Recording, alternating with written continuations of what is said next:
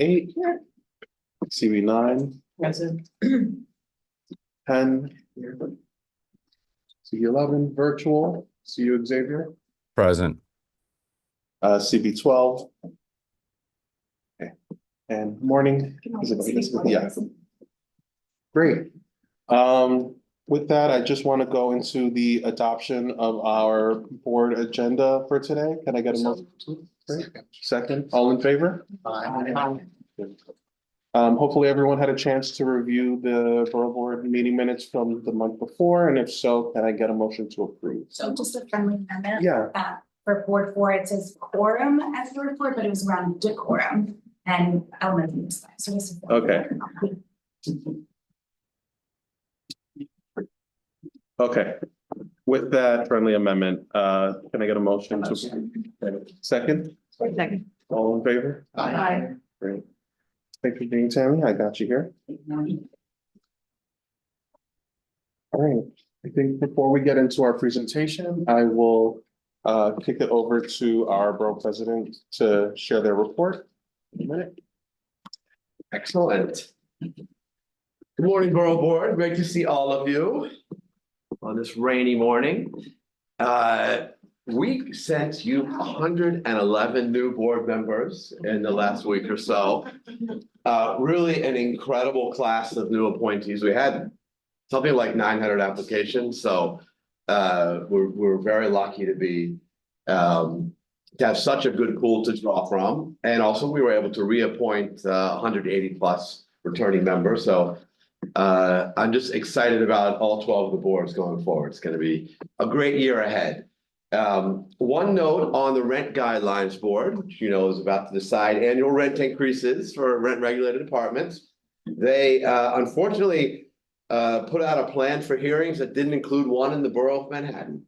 And so I teamed up with Councilmember Keith Powers and others to call for a hearing to be added here. And we've won that fight.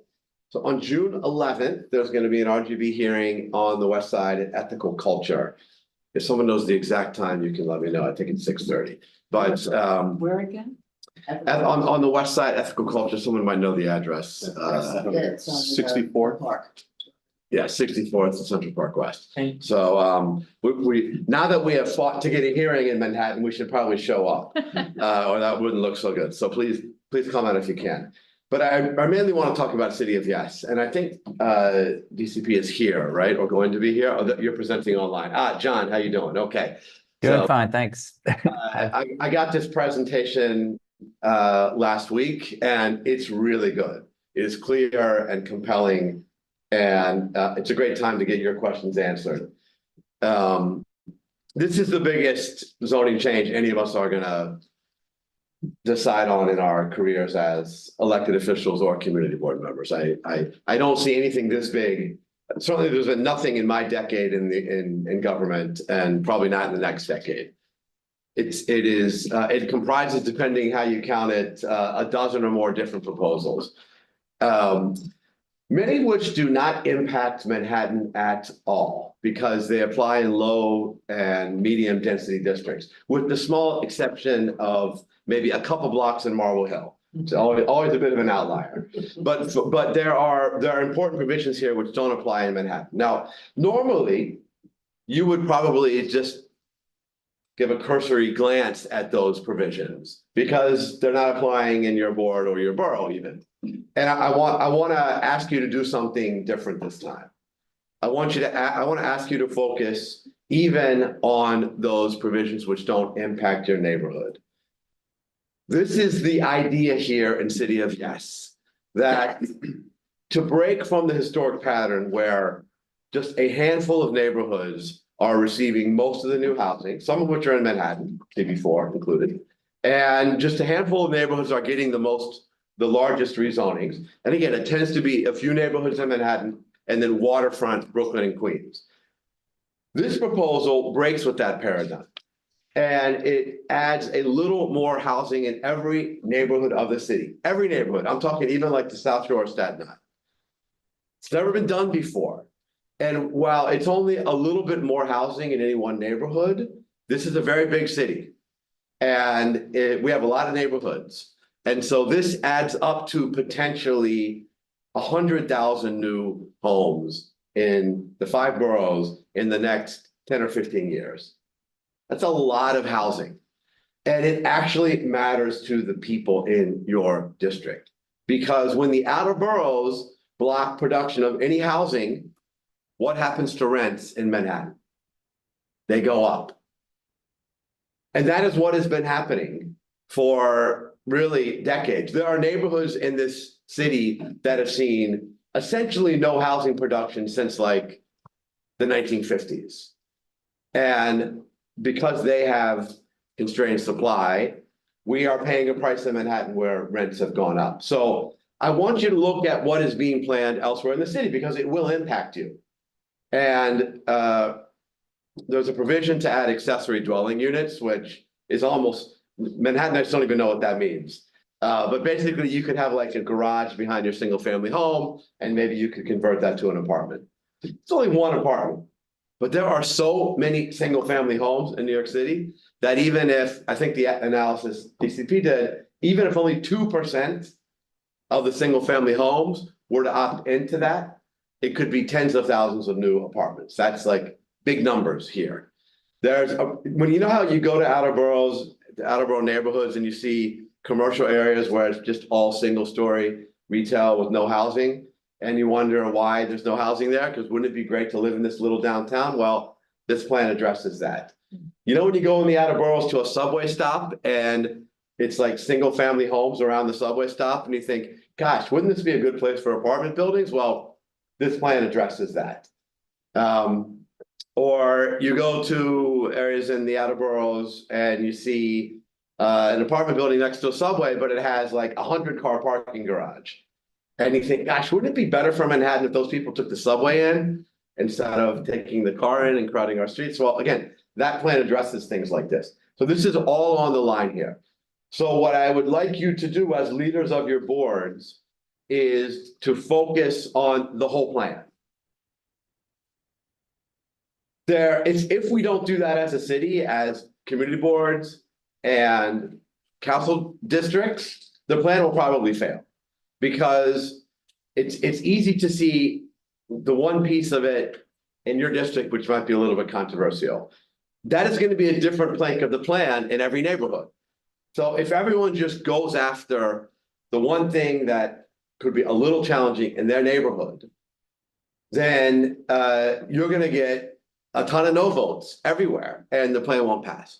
I want you to see this as a city-wide opportunity to create 100,000 units that the people in your neighborhood who need housing will ultimately benefit from. So I think John is going to go through every plank here. I'm assuming he's nodding his head yes, but I'd like you to also ask questions about those parts too. And when you go back to your board, talk about that. Anyway, very exciting. It's game time.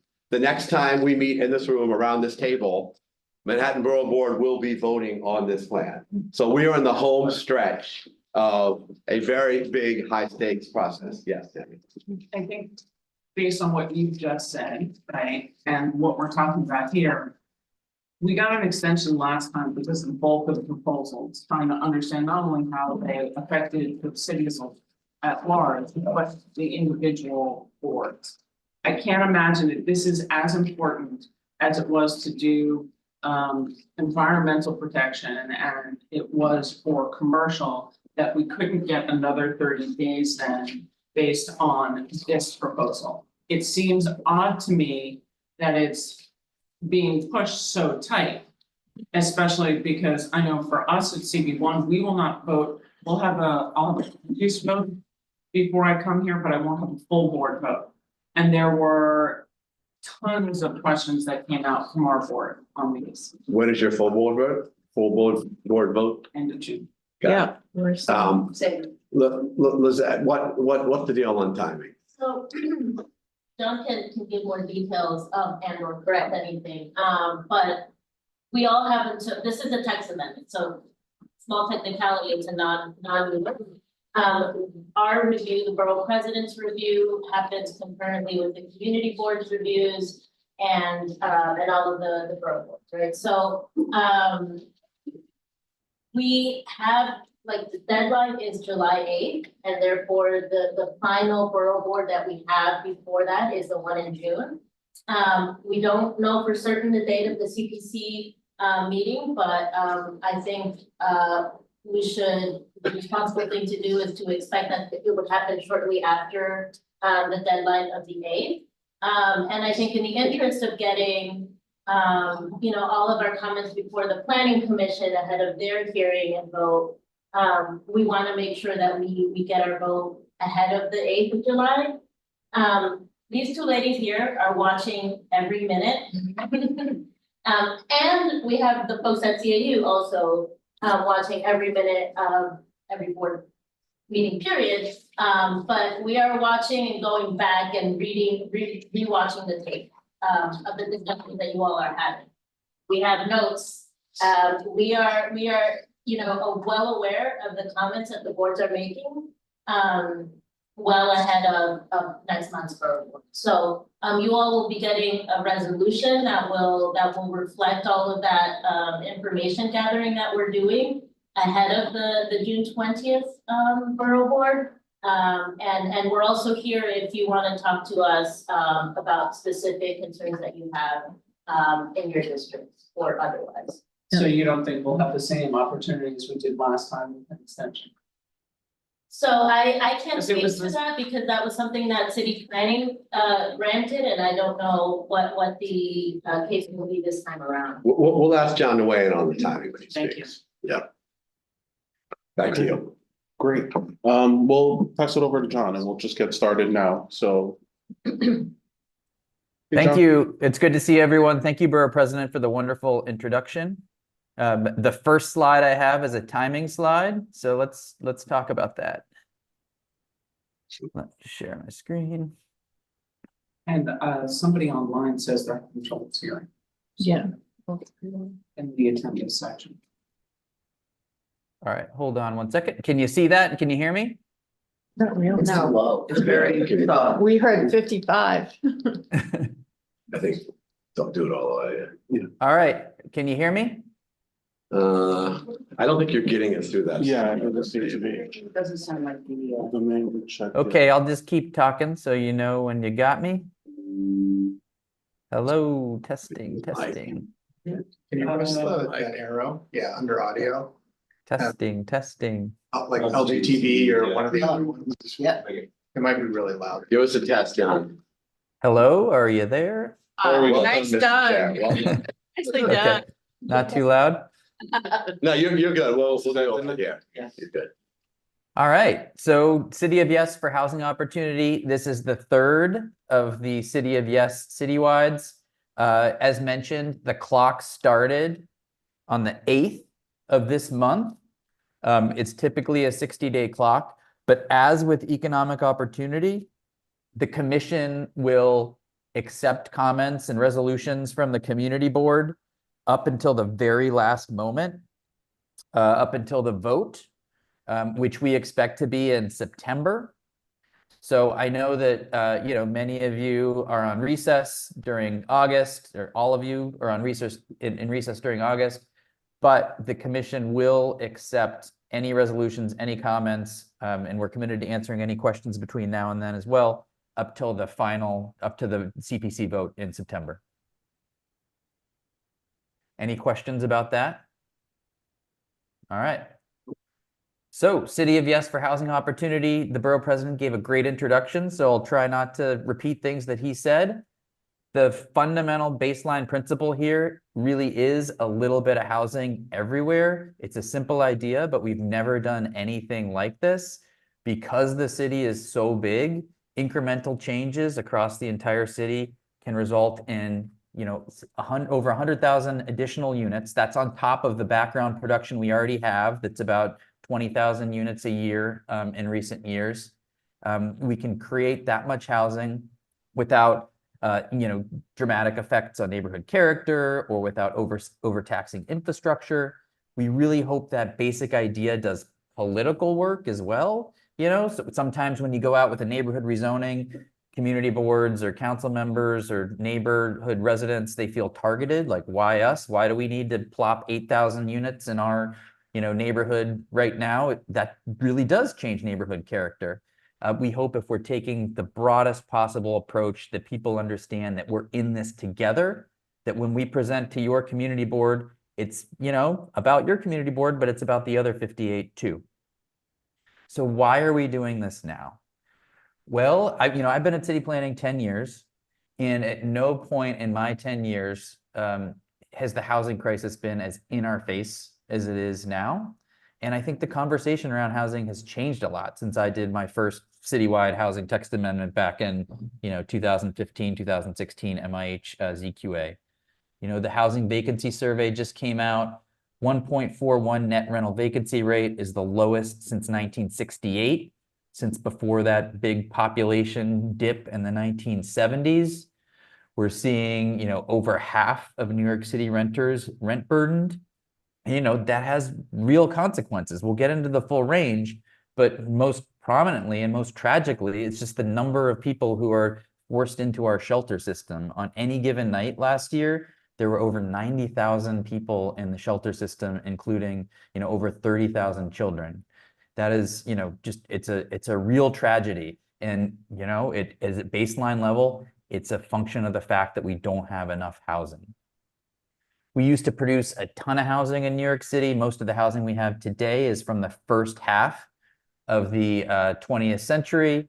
If you look at the consultant reports that backed up the 1961 rezoning, the last time we created a new zoning resolution in New York City, it mentions that we went from a zone capacity of about 55 million people, which was obviously never going to happen, but it gives you a sense of how capacious the zoning was, to a zone capacity of about 11 million people. So 1961 represented a huge downzoning in a way that you can see in the housing stats. Our last burst of housing in the 1960s, those are all the people who were getting under the wire under the pre-1961 zoning resolution. And since then, housing production has struggled to keep up, especially in the last 4 decades, has struggled to keep up with demand.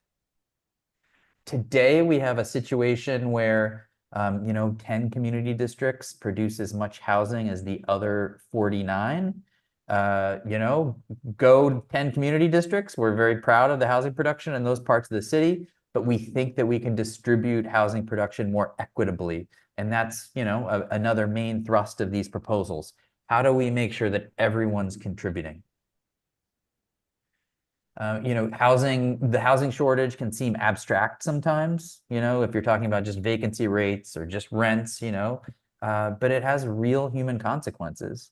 These proposals emerge directly from Where We Live, our fair housing report that HPD led back in 2020, with, dozens of community groups in every neighborhood around the city. I love Where We Live. It underscores, the obstacles to fair housing in New York City. It explains in chapter 2, if you're reading, how we got to where we are, which is an incredibly diverse but incredibly segregated city.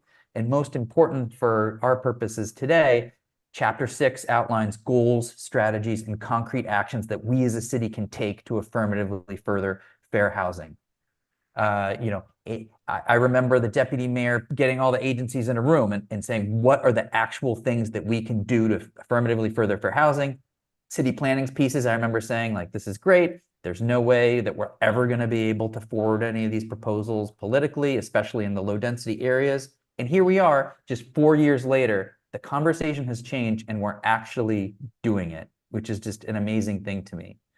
But Where We Live also underscores those human consequences of the housing shortage. High rents, displacement and gentrification pressures as people go farther and farther afield in search for housing. Segregation, overcrowding, homelessness, and just the fact that landlords hold all the power. Tenants don't have options. Landlords know that tenants don't have options. Landlords know that they can get away with raising the rent or renting out a crappy apartment, or not being responsive when your ceiling caves in or whatever. That's just the nature of the housing market right now. We want to create enough new housing that the housing market feels different, that tenants have options, landlords know that, and the market is just feels different. Want to underscore here that zoning is just one piece of the puzzle. Zoning, as you guys know, determines what you can and can't build on a given site in the city. It's not the, the whole shebang. We're working closely with agencies like HPD to help create affordable housing. We're working carefully with agency partners like DEP and SCA and everybody else to make sure that we have the infrastructure to support housing growth across the city. But zoning is necessary, but not in itself sufficient piece of this puzzle, and we want to kind of define the boundaries of what zoning can and can't do. All right, so back to that fundamental principle, a little more housing everywhere. We focus really, intently on what this means for tenants and other residents of New York City. But we want to say too that it complements those other citywides, the goals embedded in those other citywides. Building more housing is crucial to economic development in the city. There's great research out there that shows that if you don't have housing for workers, it limits the ability of a local economy to grow. And then in terms of our environmental goals, there is nothing greener in the world than building more housing in a place like New York City that has great access to jobs and transit. If you don't build it here, it's going to end up in Pennsylvania or whatever, and people are driving in on 2-hour commutes and things like that. That's not very environmentally friendly. Building more housing in New York City is the best thing you can do for the environment. All right, let's shift gears into the proposal itself. You're looking at the map here of New York City. Medium and high density, R6 through R10 is in orange. Low density is in blue. We have different proposals that work in every neighborhood across the range of densities, range of topologies. We're going to get into these individually, so I don't need to linger too long on this slide. You see Manhattan, as the borough president said, there is very, very little blue low density in Manhattan, little touch in Marble Hill, little touch in CB12. But for the most part, applicability of these proposals is in the medium and high density and citywide components. Let's start with low density. Okay, so I mentioned where we live. When we, made all these promises and where we live that we were going to take a look at low density districts, we actually had to get to know our low density districts again and how they work, because every time we've touched them since 1961, it has strictly been to make it harder to produce housing there. There was the 1961 downzoning. There was the advent of low density contextual districts in the 1980s, which enabled neighborhoods to kind of shrink wrap themselves. In fact, the zoning was even tighter than what was built there. And then, up through the early 00s, where we were doing contextual downzonings in huge swaths of low density New York. And that's reflected in the numbers. Even 20 years ago, we used to produce a fair amount of housing in low density districts. That has dropped off a cliff since then, and we produce very little there now. When you do build stuff in low density districts, even in 2-family districts, even in districts that ostensibly allow small multifamily, you tend to just get single family homes. Before I came to city planning, I worked at Fair Share Housing Center in New Jersey, which is responsible for enforcing the Mount Laurel doctrine. And I gotta say, low density New York, it sure looks like exclusionary zoning to me, what we've done over the last few decades. And so a big part of these proposals is try to bring the low density areas back in the game again to enable, housing production like you see in these pictures. You go in low density districts, like I said, we had to get to know them. And you see these modest multifamily buildings, 3, 4, 5, even that, ubiquitous 6-story semi-fireproof building that defines contexts in a lot of outer borough areas. They're all over the place, but they're from the 1920s, the 1930s, 1940s, 1950s. We just made them illegal. We want to look to New York City's past and bring these back at opportune locations. All right, so what do I mean? First, town center zoning. This iconic building form. Everybody knows it. People love it. 2, 3, 4 stories of residential above a commercial ground floor. Nice and quaint. Everybody loves it. If you wanted to do that today, as in the image there, you couldn't do it. You don't have the FAR. You don't have the height and setback. There's no place to put the parking. Those are going to be 1-story taxpayers until the end of time. So what we propose to do is in low density commercial districts, which you see on the red here, sprinkled, all across low density New York, to enable, as of right, depending on the district, 2, 3, or 4 stories of residential above a commercial ground floor. We love this type of housing, sometimes referred to as missing middle, because it's relatively cheap to build. It's cheaper than a single family home to build and buy. It's cheaper than, mid-rise or high-rise. And, back in the 00s, we saw new construction, modest multifamily before we made it illegal, new construction units selling for $200,000. Now that's a great starter home. That's a great home for, immigrant family or something like that. We basically kneecapped the ability to produce that housing back then, turning off that really important source of housing in these low density parts of the city. We want to bring it back. In a similar vein, transit-oriented development. The outlines that you see here are the outlines of our greater transit-oriented development area. That's defined very simply as if you're within a half-mile radius of a transit stop, a subway or commuter rail, and you are on a large site that is above 5,000 square feet, and if you are on the short end of a block or a wide street, we will give you the ability to do as of right modest multifamily, that missing middle, 3 to 5 stories. Now, all the purple just shows low density districts within the transit area. You will still need to be a large site on a wide street or short end of the block. So the applicability is more targeted, more limited. But these are the types of sites where we see these modest multifamily buildings today. We love them. We are looking to New York City's past, and we want to re-legalize them. We want to bring them back. Okay. Borough President mentioned ADUs.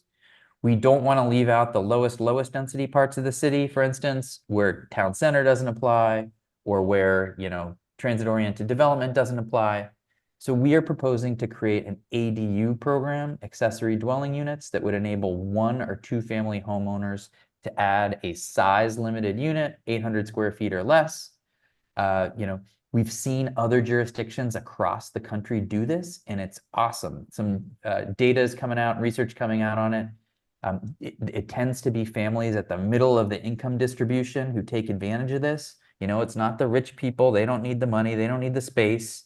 But folks who right in the middle of that income distribution who might need space for a multi-generational family, or might need a little bit of income for household expenses. It just creates a little bit of flexibility. It provides a housing type that is sorely lacking in low density districts. And so we think of it as win-win-win. Now you would be able to add an ADU to a 1-family home in a 1-family district, or you'd be able to add an ADU to a 2-family home in a 2-family district. But anywhere in the city, if you have a 1 or 2 family home, you would have that option. We're pretty agnostic as to typology. We're trying to enable basement units where appropriate, not in a flood zone, but other locations where it's where it's safe. Attic units, attached in a rear yard, detached in a rear yard if you have a large enough site and if you have access. We are working on a huge interagency team on this, including DOB, HPD, FDNY, DEP, Mach-E-J, just to make sure that we are looking at this from every angle and enabling these safely in New York City. And we hope to see some of those benefits that other cities across the country have reaped. Here, you're looking at a 2-family home in a 2-family district. It doesn't comply with FAR. It doesn't comply with height. It doesn't comply with yards. It doesn't comply with parking. So I mentioned how low density contextual districts kind of shrink wrapped neighborhoods. They kind of did too good a job, and many homeowners are stuck in non-compliance traps today. That is, their structures don't comply with the zoning as it is. That can create problems if you're trying to get insurance, if you're trying to get a home equity loan, if you're trying to do anything to your house that requires an Alt-2 permit from DOB. And so we are proposing relatively minor adjustments to FAR, perimeter heights from 21 to 25 feet, side yards from 8 feet to 5 feet, parking we'll get to.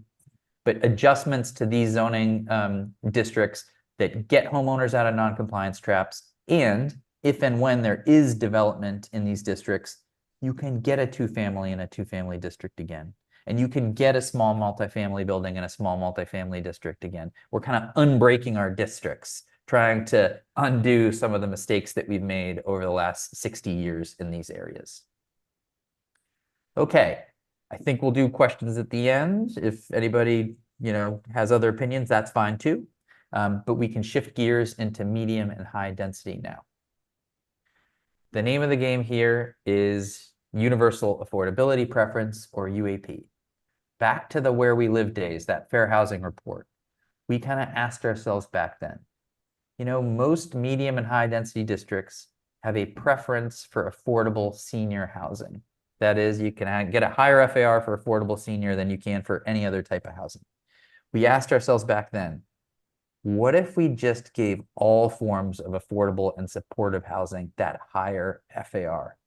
That could be huge. And so we gestated this idea back then. And that's what we're proposing now. Basically, the basic approach here is to say, in medium and high density districts where affordable senior has a higher FAR, we are holding market rate constant, but we're floating affordable and supportive FARs up to the affordable senior max. And that's what you see in the lighter orange in this map. In all those districts, market rate max, it remains constant, floating and affordable and supportive above. That means if you want to do more than you can do today, great, but it has to be permanently affordable housing. Now, some other districts, which you see in the dark orange, did not have an existing preference for affordable senior housing. When we looked at this map, we said, geez, this is the biggest fair housing proposal that we've ever done in the history of New York City. We don't think we want to leave out, Upper West Side, Upper East Side, Park Slope, areas like that, where the B districts mean that there's no preference for affordable senior. So in those districts, we proposed a new 20% bump over the market rate max, which remains constant, for all forms of affordable and supportive housing. We are also adjusting heights where necessary to accommodate that FAR. This is another mistake that we learned from the past. And sometimes in the past, we've given sites an FAR for affordable housing that you can't fit in the envelope. So we are making sure that we're providing height-limited contextual envelopes that also can fit that affordable housing. An obvious question here, and then you see here the applicability in Manhattan, where your light orange is, where your dark orange is. An obvious question here is, okay, what do you mean by affordable? And this we are extremely proud about. We worked with HPD, we worked with advocates, we talked to council about it as well, of course. Today, our voluntary inclusionary programs create units at 80% area median income, 80% AMI. That's over $100,000 for a family of three now. AMIs have gone through the roof in recent years. And so we really needed to fix that. UAP would drive the required AMIs down to 60% AMI. And this is the thing I'm most excited about, would enable income averaging so that you can create, UAP will create units at a range of incomes. And that means that, instead of just a glut of units at 80% AMI, which are unavailable to families at different, incomes, we can create 30% AMI units for the first time. That's $1,000 for a new construction 2-bedroom apartment. 60% AMI is about $2,000 for a new construction 2-bedroom apartment. 90% AMI, we don't want to leave out folks at somewhat higher incomes that still have a hard time affording housing in New York City. And we thank the Manhattan community boards for leaving that or putting that oft forgotten constituency, keeping that oft forgotten constituency on our radar. I know most of the conversation is dominated by the lowest of the low income. And we're just very excited to be able to create units for families at a range of income for the first time under these zoning programs. How would this work? Here's an example. So say you have an R6 district Today it would have a max FAR of 3. That means that if this church redevelops, you get the church, a new church on the ground floor in the cellar. This is a very common, increasingly common type of development that we see in parts of Brooklyn and Queens, especially in Bronx. You could build about 35 units on top of it. Under UAP, they could access the higher affordable FAR 3.9 to build 10 or 12 additional units, as long as anything above 3 FAR is restricted to an average of 60% AMI. 10 to 12 units might not seem like much. It's not that much, but you multiply that by hundreds and hundreds of development sites across the city, and it adds up. It adds up. Because UAP clicks into our existing zoning framework, we were able to do a little thought experiment and ask, okay, if UAP had been in place since 2014, how many additional income restricted units would we have created?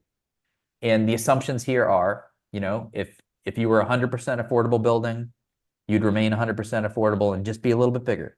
If you were a mixed income building, you would remain mixed income at the same proportions, but you'd just be a little bit bigger.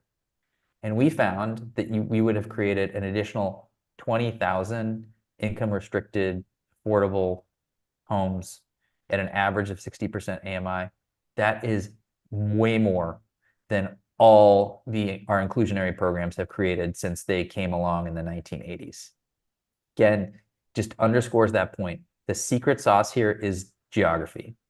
We are taking, a program, an inclusionary framework that today applies over a relatively small swath of New York City. Our MIH districts and our voluntary inclusionary housing districts only apply over about 13% of medium and high density districts. When you multiply that by, 8 and go from 13% to 100%, it's hugely meaningful.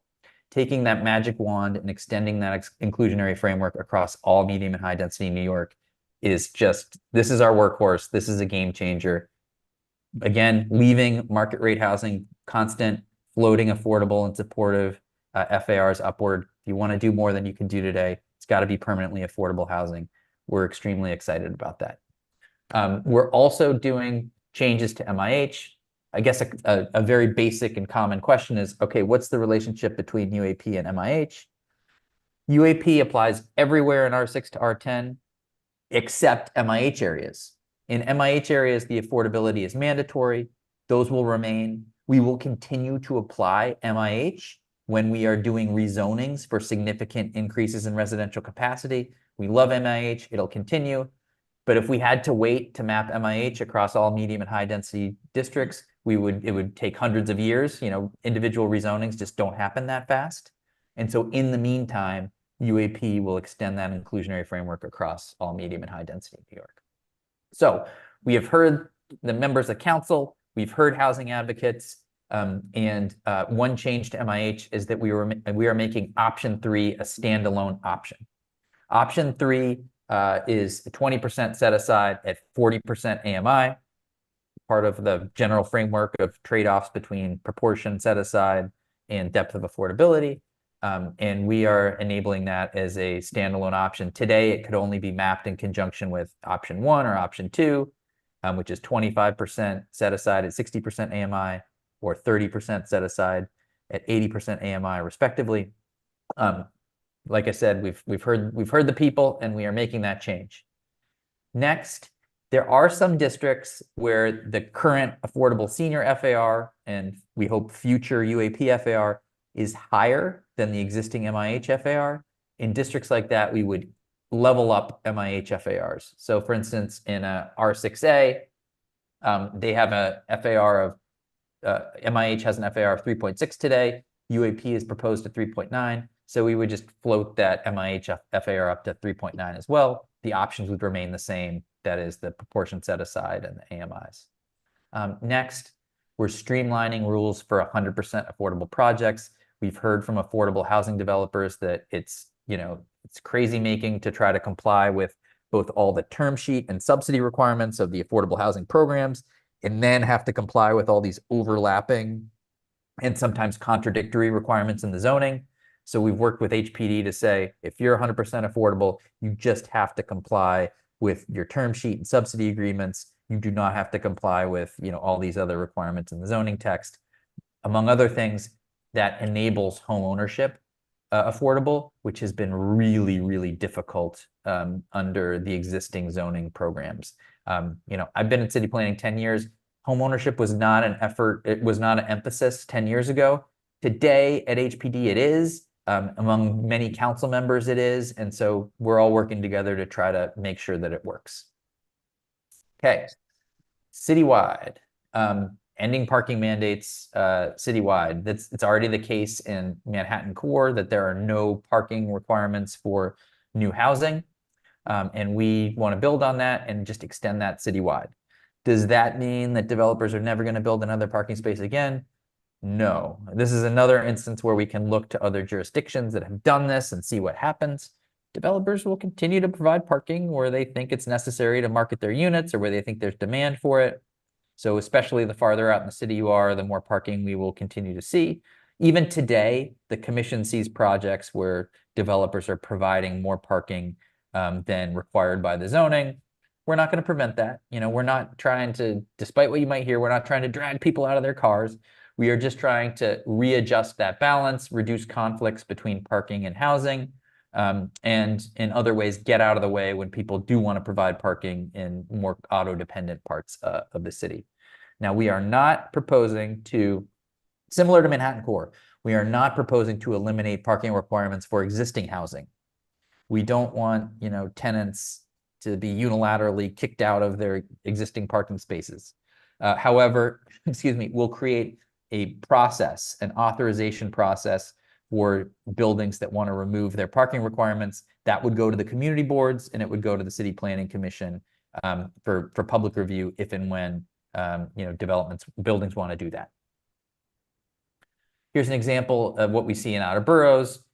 You have a development site near transit. Say you could technically get 16 units on a site. Developers will stop right at 10 because that 11th unit triggers a 6-space parking requirement and they leave housing on the table. Parking's too expensive to build or you don't have enough space for it. And so you just out and out lose housing. Under our proposal here, we would expect that sites like this would go to the full 16 units and just not provide parking. It's near transit and that everything is as it should be. Next, our adaptive reuse regulations. We love our adaptive reuse regs. They enable neighborhoods to grow and change with the times. They've given us office conversions in FIDI. They've given us lofts in Soho and many other types of buildings as well. Today, however, it only applies basically in the darker geography you see there, Manhattan below 60th Street, parts of Brooklyn and Queens, along the East River, some other spots.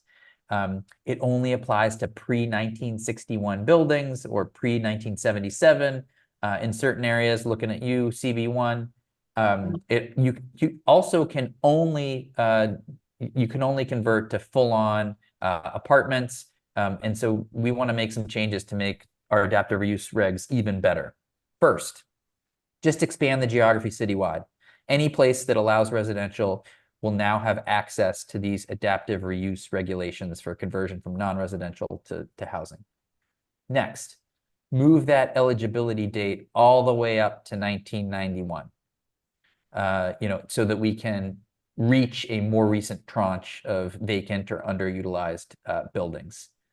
Next, we want to enable conversion to all types of housing, supportive housing, dorms, shared housing, everything. We don't see any reason to limit it to one housing type. And so this, has the potential to be really powerful. The farther out in the city you get, you're talking about things like, old Catholic schools or like convents or monasteries or things that are more modest buildings. But moving that cutoff date could be meaningful in Manhattan because we'll reach a more recent set of underutilized office buildings too. We are ecstatic that at the state level, they have created a tax benefit to create affordability in conversions for the first time. 25% set aside and an average of 80%. Word on the street is that the tax benefit is attractive, that projects in the pipeline are looking at it, and that we expect pretty significant take-up. So for the first time, we will get affordable housing in conversions, which is awesome because, many of the conversions are in very central locations, the types of high opportunity areas where we love to see affordable housing, and it just hasn't penciled out, hasn't been feasible in the past. Okay, let's see here.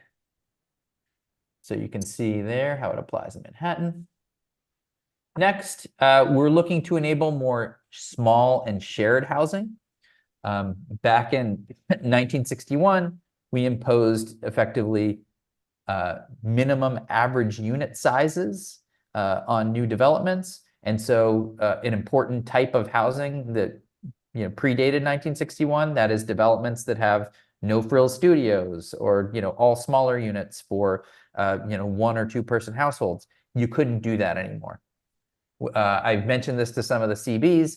If you look in the CPC reports about what the rationale for this is, like literally the commissioner said, we don't want Manhattan to be overrun by stewardesses. There was this concern that Manhattan would just become the province of all these unattached single people running around and would become hostile to families. That hasn't been the case.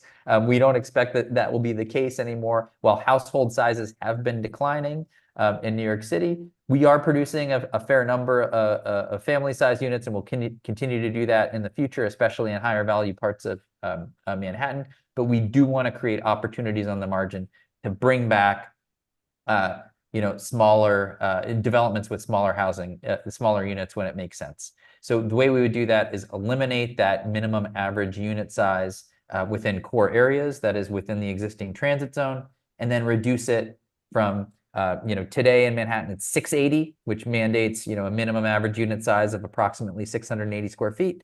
And then we would reduce it to 500 outside of the transit zone in the lighter green here. Shared housing. We've been working with HPD for a number of years on types of housing where you rent a bedroom and then you share typically cooking facilities or some other types of common facilities as well. The core of this really is regulatory agreement projects, that is 100% affordable projects. However, in the years since, we've looked to other jurisdictions that have re-legalized shared housing. And it seems to work great for younger households as a first stop coming out of college, older empty nesters, and even some marginally housed populations. We actually see informal shared housing in parts of Manhattan, where we've been struggling with HPD and with nonprofits, neighborhood-based nonprofits, to legalize this housing so that we can protect tenants from vulnerabilities that they might face when they're in informal housing. These initiatives would enable us to formally legalize and protect those tenants as well. So legalizing shared housing can really help serve important underserved niches in the housing market, and the full range, everybody from vulnerable older populations in informal shared housing to giving tech bros a place to live, everything in between. But this type of flexibility underscores our commitment to more housing types in addition to just more housing in general. Next, contextual infill on campuses.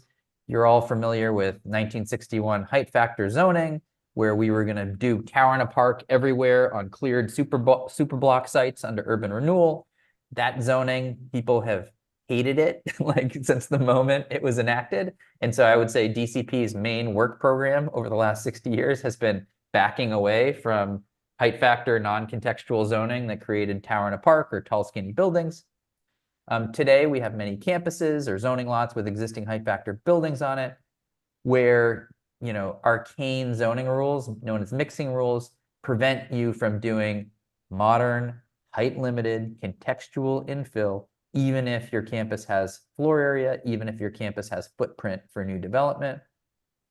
We want to simplify those rules so that you'll have just a set of rules that say, here's your lot coverage maximum. The new buildings have to fit within these envelopes. We'll adjust distance between building regulations to be consistent with state law, 40 feet below a height of 125 feet, 80 feet distance between buildings above. And that will create some opportunities on the margins for campuses. It's not every campus that has this. We took a close look at Stuytown with Community Board 6, for instance, and they don't realistically have any opportunities today. They won't have any tomorrow. But I've also worked with NYCHA over my decade at city planning, and I've done dozens of mayoral zoning overrides for them that they need overrides in order to do 100% affordable senior on empty parking lots. We want to adjust the zoning regulations so that they, or Mitchell-Lama, or I'm giving this presentation from Hillman Houses on Grand Street, way over by the East River, so that there will be some opportunities for campus developments like that to do infill that creates new housing, that can generate revenue to help maintain existing housing, but can really be a win-win situation. We've also been working carefully with faith-based organizations across the city that are often land rich, but cash poor. They are raring to go to do things like develop new housing on their campuses, or do other things that provide essential services for New York City residents. And so we're very happy to work with them on initiatives like this as well. Next, sliver law.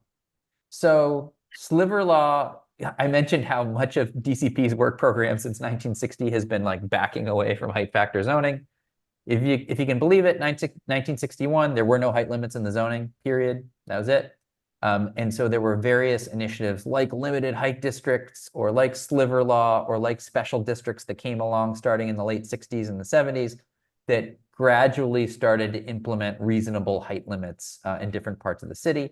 Sliver is one of those things, predates height limits, and it imposed a height limit on narrow lots based on the width of the street that the lot fronted on. Today, flash forward, 40 years, most of the city, most of the zone city has height limits now. In those areas that don't have height limits, we have what used to be known as the quality housing option or the contextual option that has a higher FAR and that also includes height limits. So what we would say for sliver is if you are subject to one of those other height limits in the underlying zoning, that is in your contextual district or through the contextual option, you can just use those height limits. We don't need a redundant set of height limits. If, however, you're in a district without height limits and you're not choosing the height limited option, then sliver would remain. So we're not eliminating sliver, but we're just saying sliver only comes into play if there aren't other height limits there. So that's what we're proposing there. All right. Special districts. Lots of special districts, especially in Manhattan. We've gone over individual special districts when we present to community boards. We walk through, if you're in Manhattan Community Board 4, want to walk through Special Clinton and West Chelsea and Hudson Yards and things like that. Or, we were in CB8 last night talking about special park improvement or special Madison preservation, for instance. But I can't do that today. You guys have way too many special districts, but I'll just talk about general approach. As a baseline here, the housing opportunity proposals are really important. I think we've talked about why that is. So as a baseline proposition, we would want to carry through housing opportunity changes to the special districts wherever we can. We don't want to leave them out.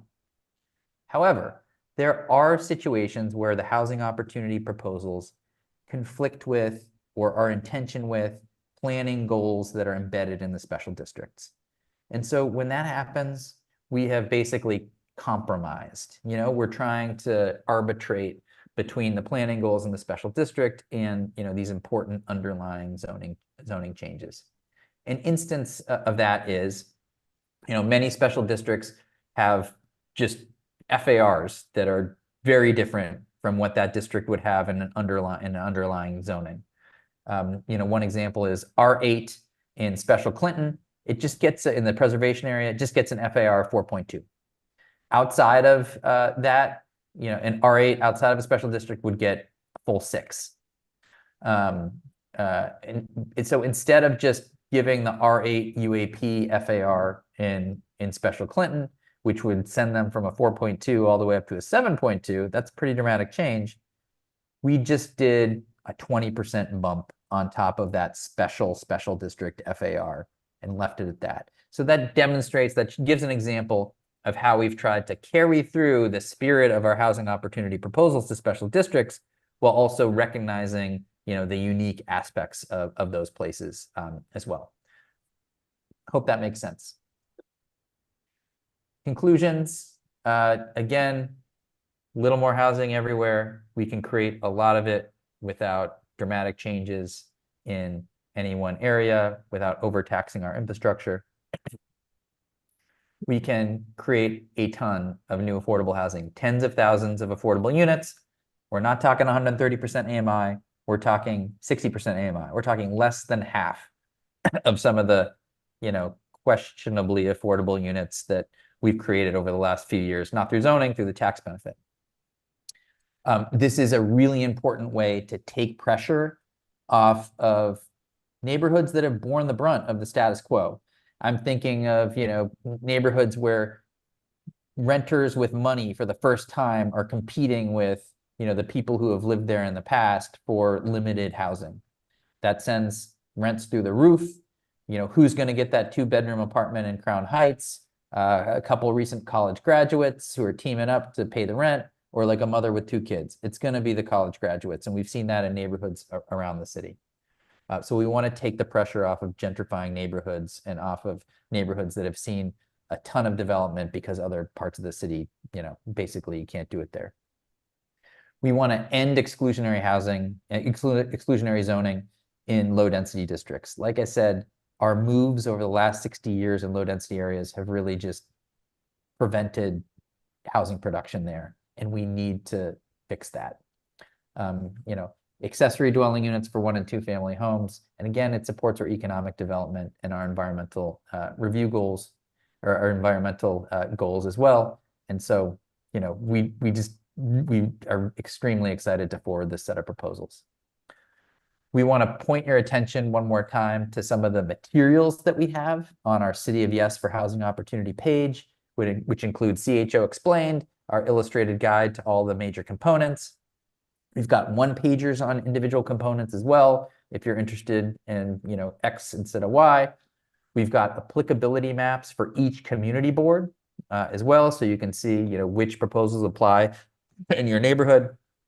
And then we have our annotated zoning text. We recognize that, you know, zoning text can be intimidating. We've tried to put little word bubbles in there that explain what's going on. Like if we've just taken text and moved it, it says that. If there are changes there, we try to explain, you know, what's going on with different sets of changes so that you don't need to be a zoning expert to understand what the intent and effect of some of our zoning changes are. Really importantly here as well, we created a worksheet. So individual components, you can provide feedback on individual components. Maybe you like some of them and don't like others. We want to know that. I've seen the stuff that they've done with economic opportunity. They've collected all the data from community boards, all the feedback, and they made these like bar charts that show support or opposition to individual components that exec looks at, that, you know, our chair looks at with the executive director, that we talk about with the deputy mayor and everything like that. Like this type of feedback is extremely important, especially when it comes time to, you know, consider modifications to the proposal at CPC and at City Council. So we encourage you guys to fill these out in granular detail. One last slide on timing. Like I said, clock started on the 8th. We expect to have the public hearing in July. We haven't announced a date yet, as far as I know. That gets us to a City Planning Commission vote in early September and a vote by council by the end of the year. And I think that's it. So I can stop sharing my screen, and I would love to take any questions that you have. Sure.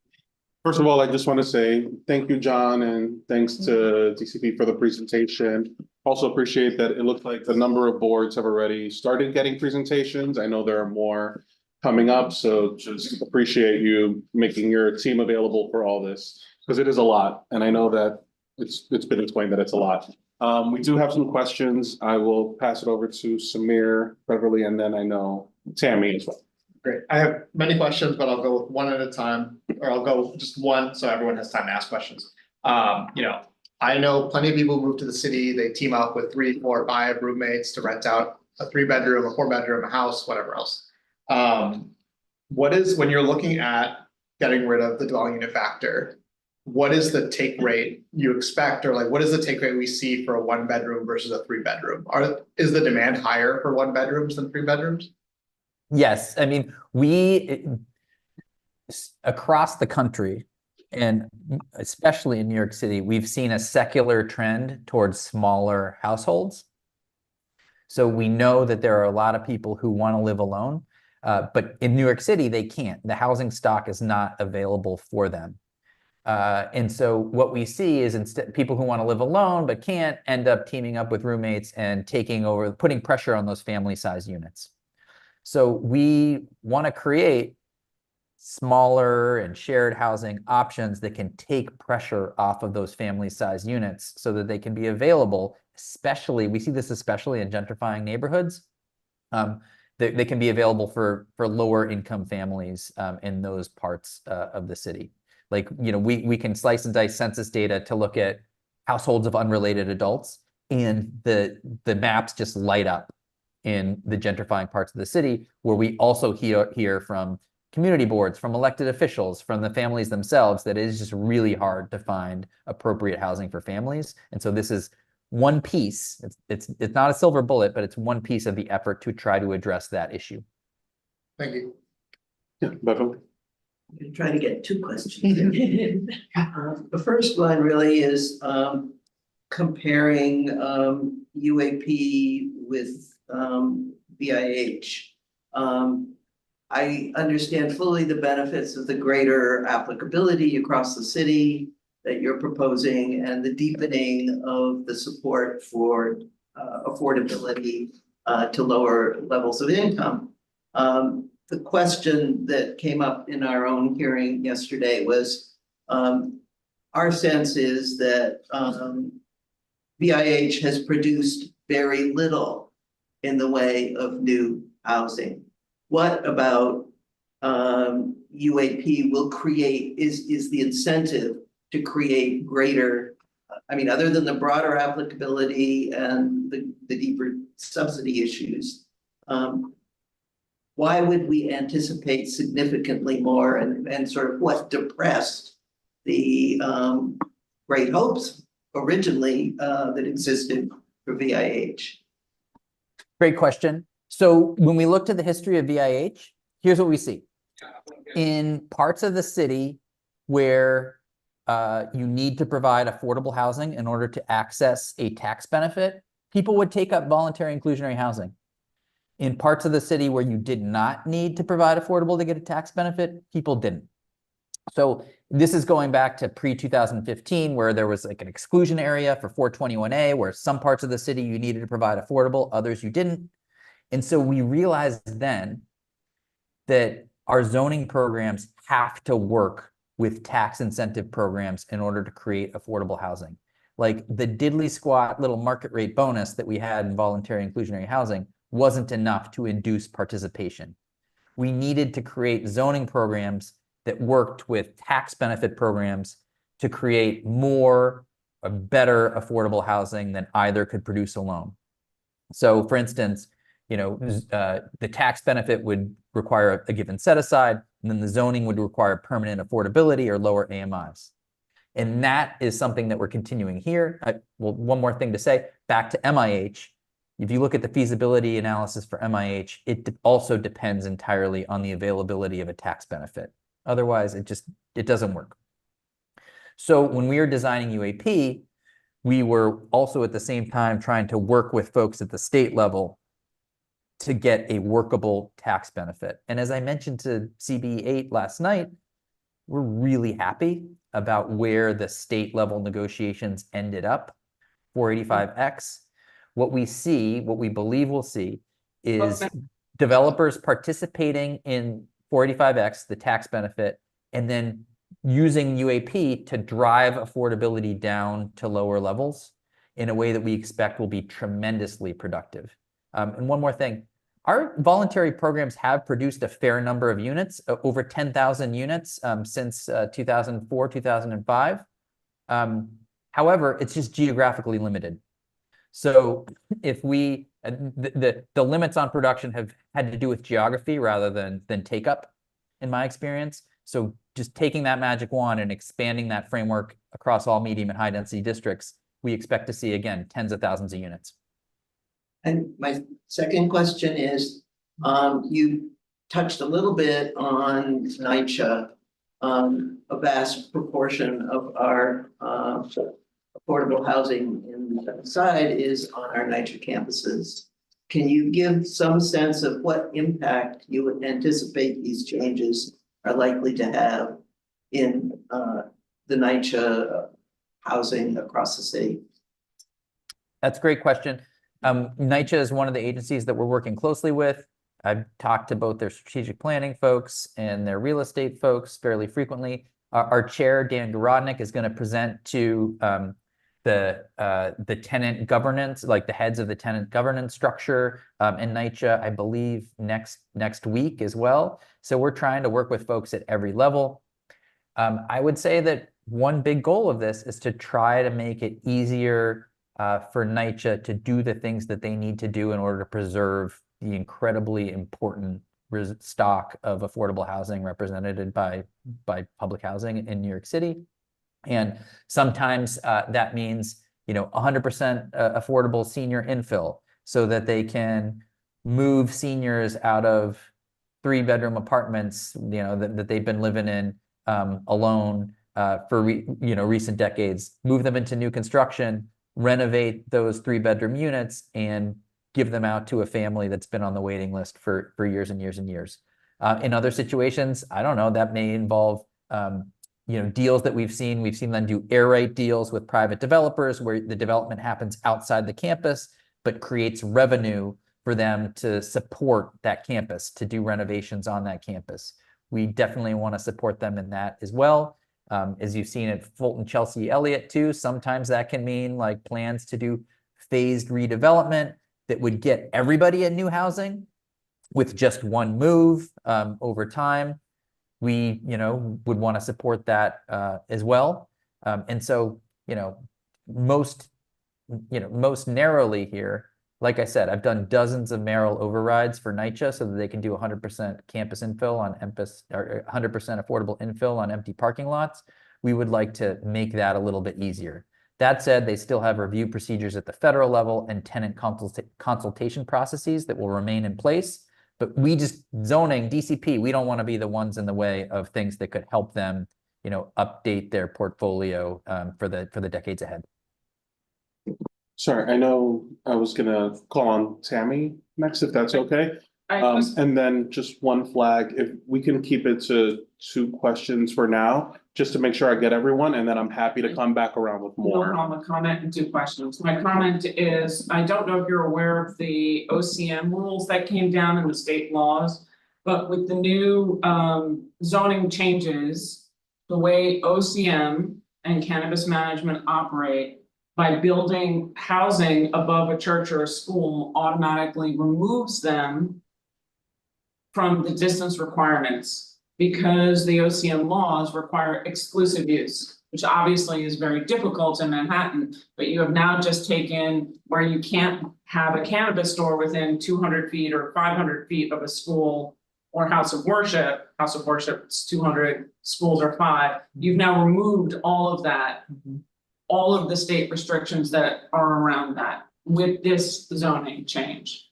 And I'm sure that looking internally at DCP, you weren't looking at probably the state things, but that is a concern for some people who have a proliferation.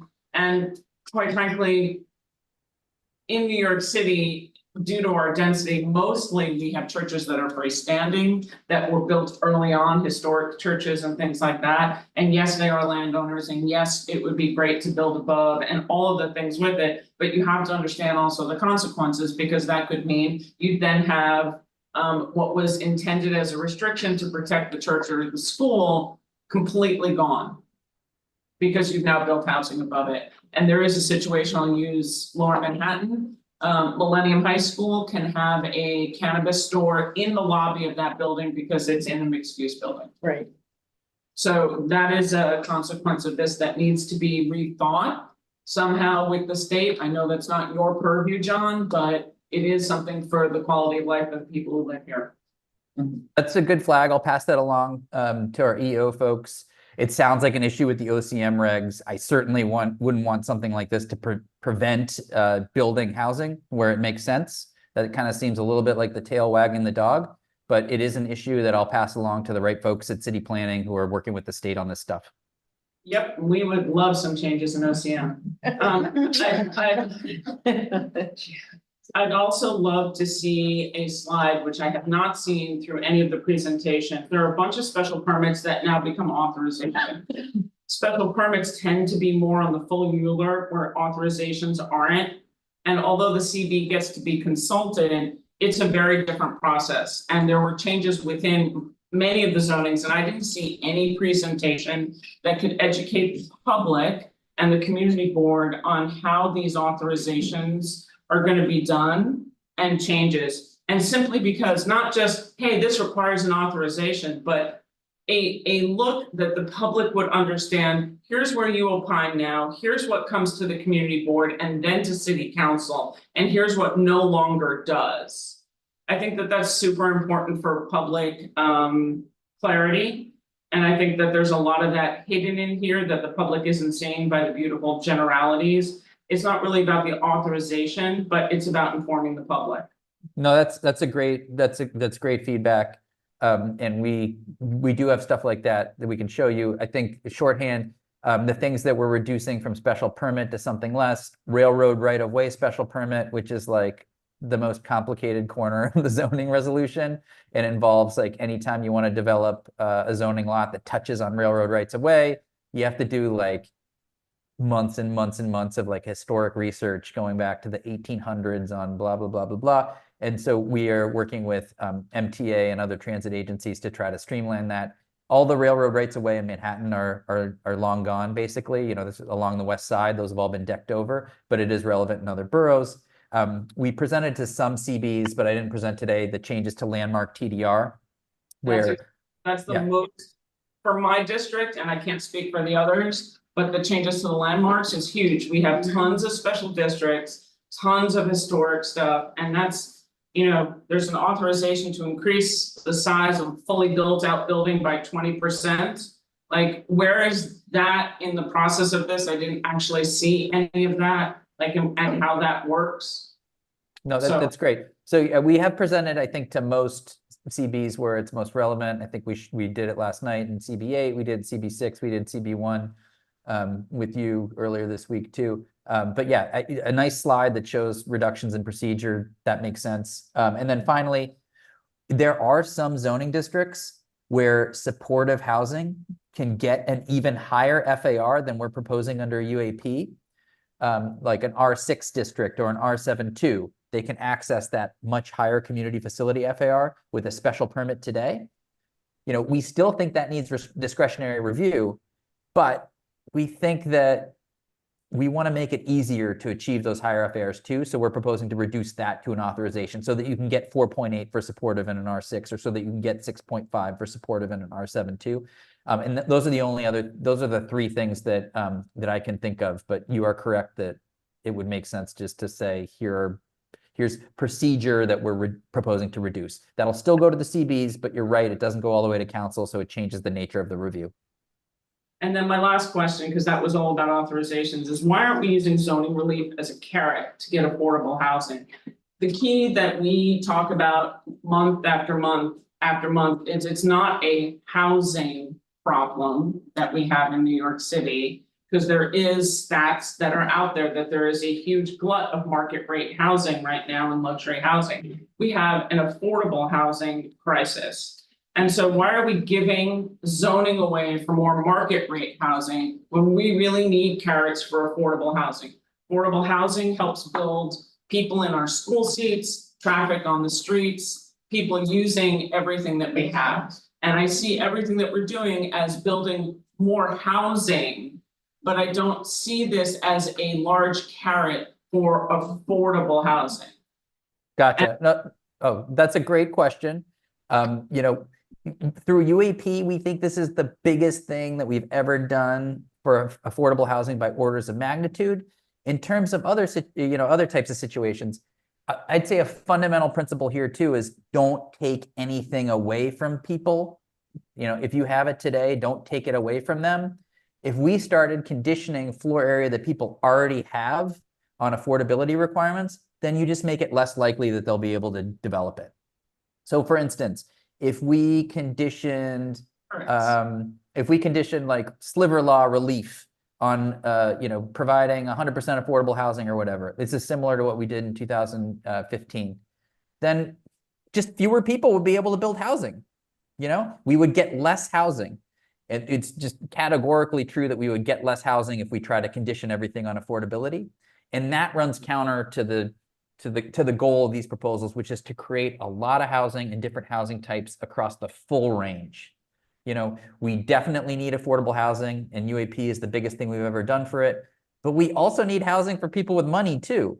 After all, it's the people with money who put upward pressure on rents. I am so happy when I see, even when I see like new construction, relatively high rents and everything, I just think of all the rich people in those units who are not out looking for housing elsewhere, putting upward pressure on rents. And that's an important, huge part of addressing the issues that I laid out in the introduction as well. So we can't forget the market rate piece as well.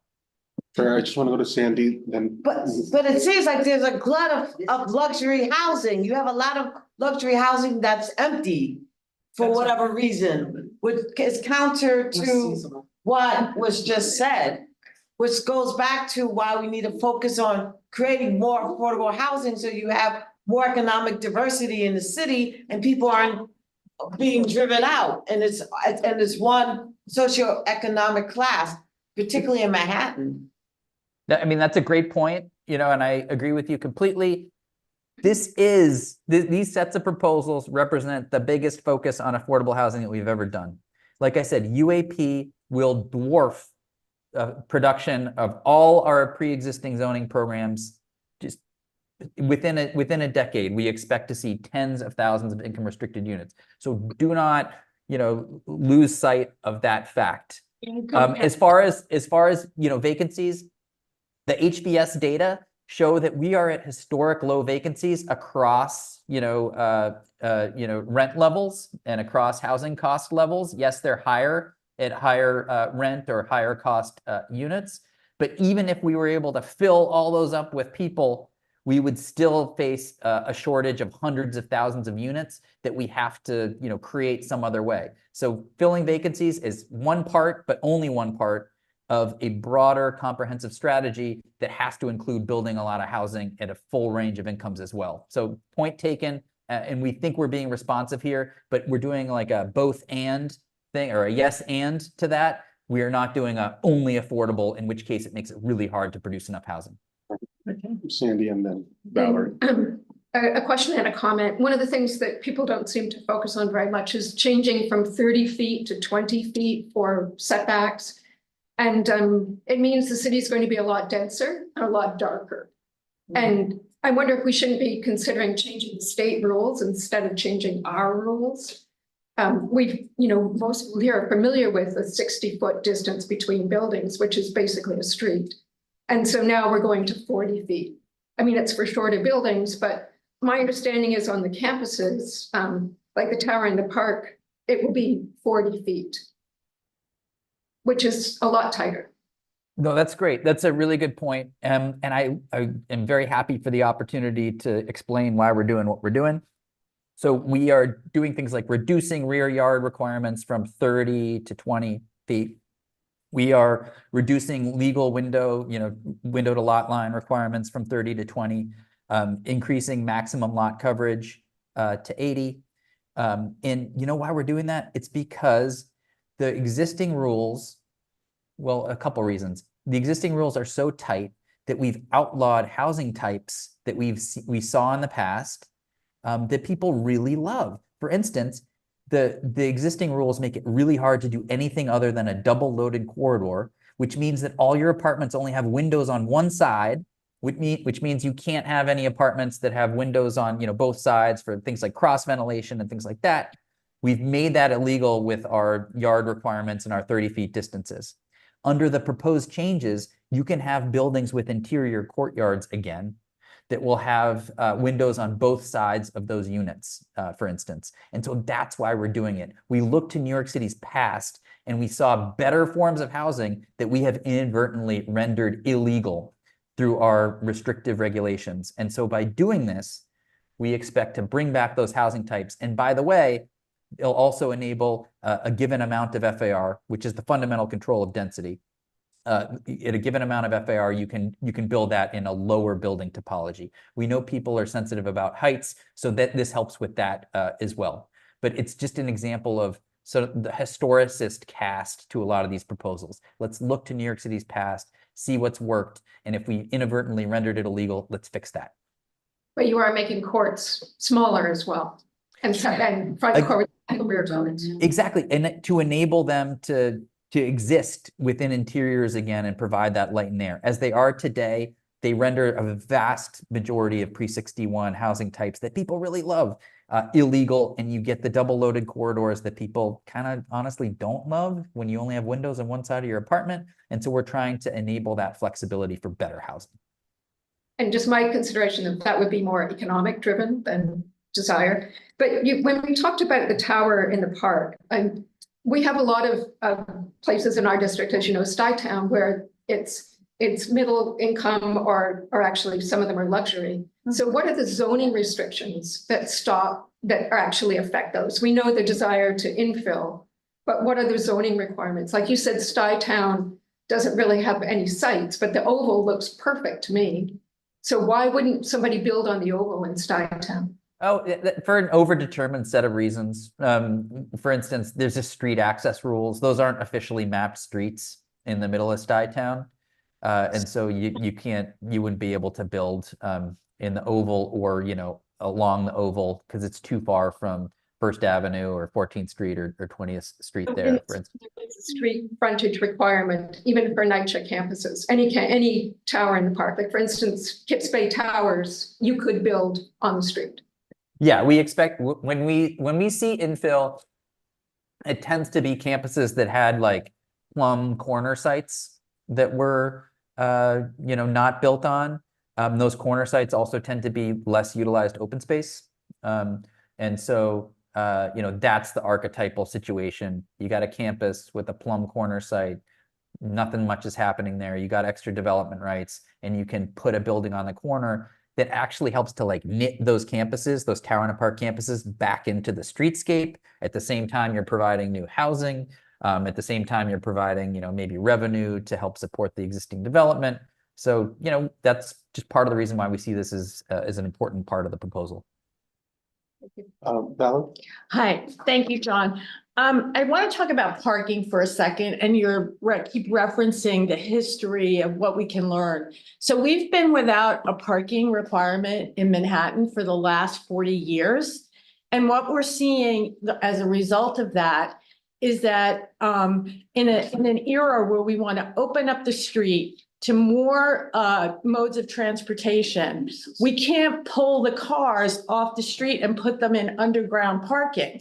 So and also you made a comment about how new development, if a developer feels that parking was necessary. I mean, we just had a ULURP in December where Friedland Properties is knocking down a parking garage that has 400 spaces and wants to build a 500-foot tower and isn't going to put any parking in there, which will increase the pressure on all of the parking around.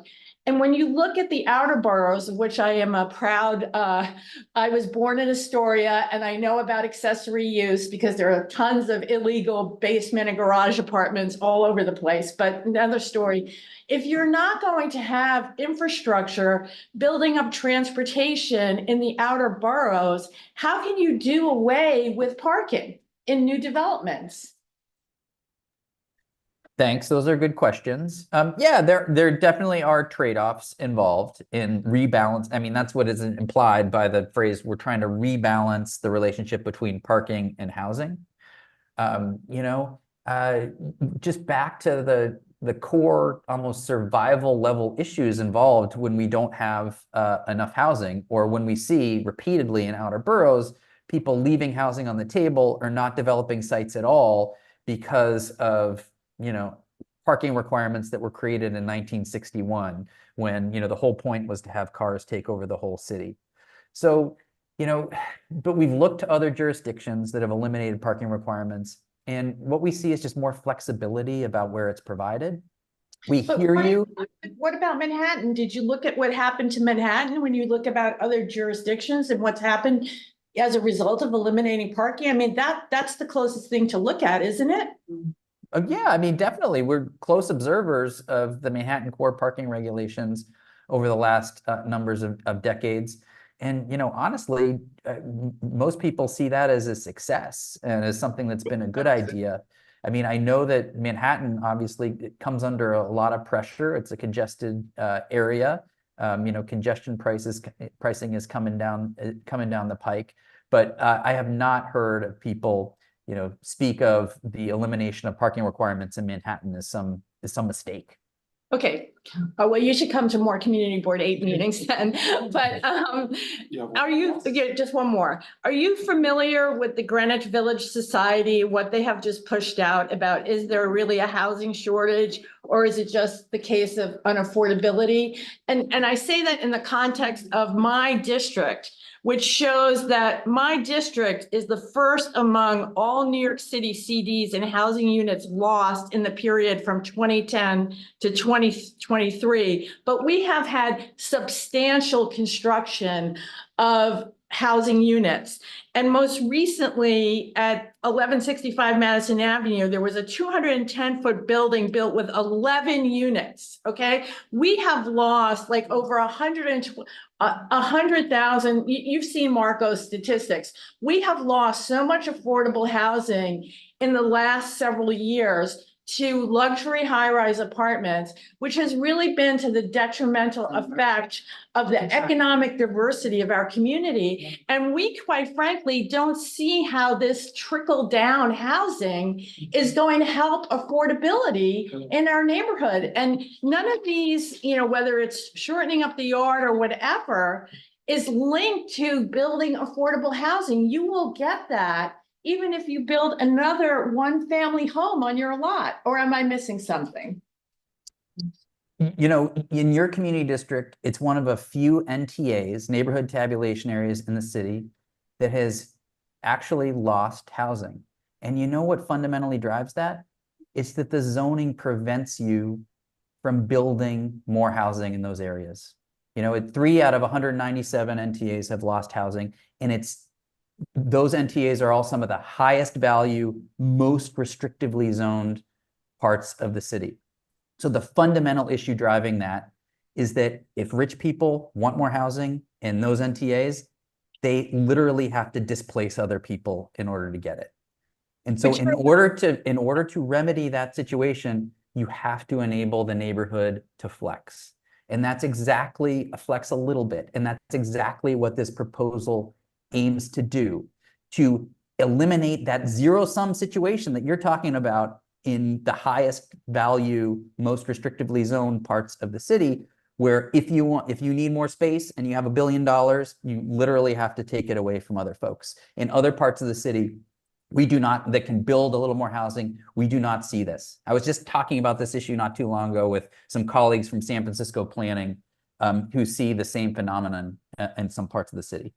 As for, you know, village preservation stuff, I was at a CB2 meeting where I had a back and forth with Andrew Berman. I mean, if you want to deny that there's a housing shortage, which, as I say, is increasingly in our face, you don't have to take DCP's word for it. There are no shortage of academic institutions, nonprofit institutions that specialize in housing and housing research. And I don't think it's an exaggeration to say that among organizations that specialize in housing and housing research, there is consensus. I don't use that word lightly. Consensus that about the housing shortage and about the consequences of the housing shortage. So encourage you guys to get second opinions, but just go to organizations that work in housing and housing research as opposed to organizations that do not have that background. And, you know, in the long sweep of New York City history, we've seen people per households decline precipitously over the last century. We've seen population increases over the last 4 or 5 decades in a way that has just put such pressure on the housing stock in the city that I just don't know what to say when people try to say that there's not a housing shortage or that, you know, it doesn't have consequences on affordability, gentrification and displacement pressures, overcrowding, homelessness, and everything else. It's just, who are you going to believe? You know, me or your lying eyes? It's one of those situations. I'm sorry, I have to pass it over to, Okay, I have a brief question, and I think might be for HPD or how you're dialoguing with HPD, but I'm curious about the rollback of the dwelling unit factors and the loosening of those rules and how it might how landlords might react to that and what will we do to prevent them from putting up units? I'm chair of Community Board 3. We have a lot of Frankensteining going on, and I realize that there's some laws in the state too that might affect this or help prevent it. But I just wanted to see if you could talk about that. Right. I mean, as far as we do not expect to see a bunch of like bigger units divided up into smaller units. The economics aren't there around things like you'd have to add cooking and sanitary facilities, for instance. What we do see in CB3, and I'm looking forward to coming to your CB next week, I think, is we see like informal, you know, shared housing that today can't be legalized because it's not supportive housing. You know, the rooms are rented out individually, but there are certain shared facilities. And that puts folks in that type of housing in an extremely vulnerable position. And we've been working with, you know, groups like AFI, or groups like Take Root that have been working with tenants in those situations as part of an effort to like make the zoning changes necessary to legalize and formalize those situations so that we can protect people in that situation. And so that's what we're doing with HPD. We do not expect to see subdivisions of existing units into smaller units because of the economics. And in fact, if I'm being honest, on the small housing proposal as well, we analyzed it. We don't expect to see a cascade of new developments with no-frills studios and, you know, and one-bedroom apartments. It's just to create marginal opportunities for, you know, projects. Typically, they're going to be regulatory agreement projects to be built, but it's not going to like fundamentally change, you know, the size of units that we see built in Manhattan.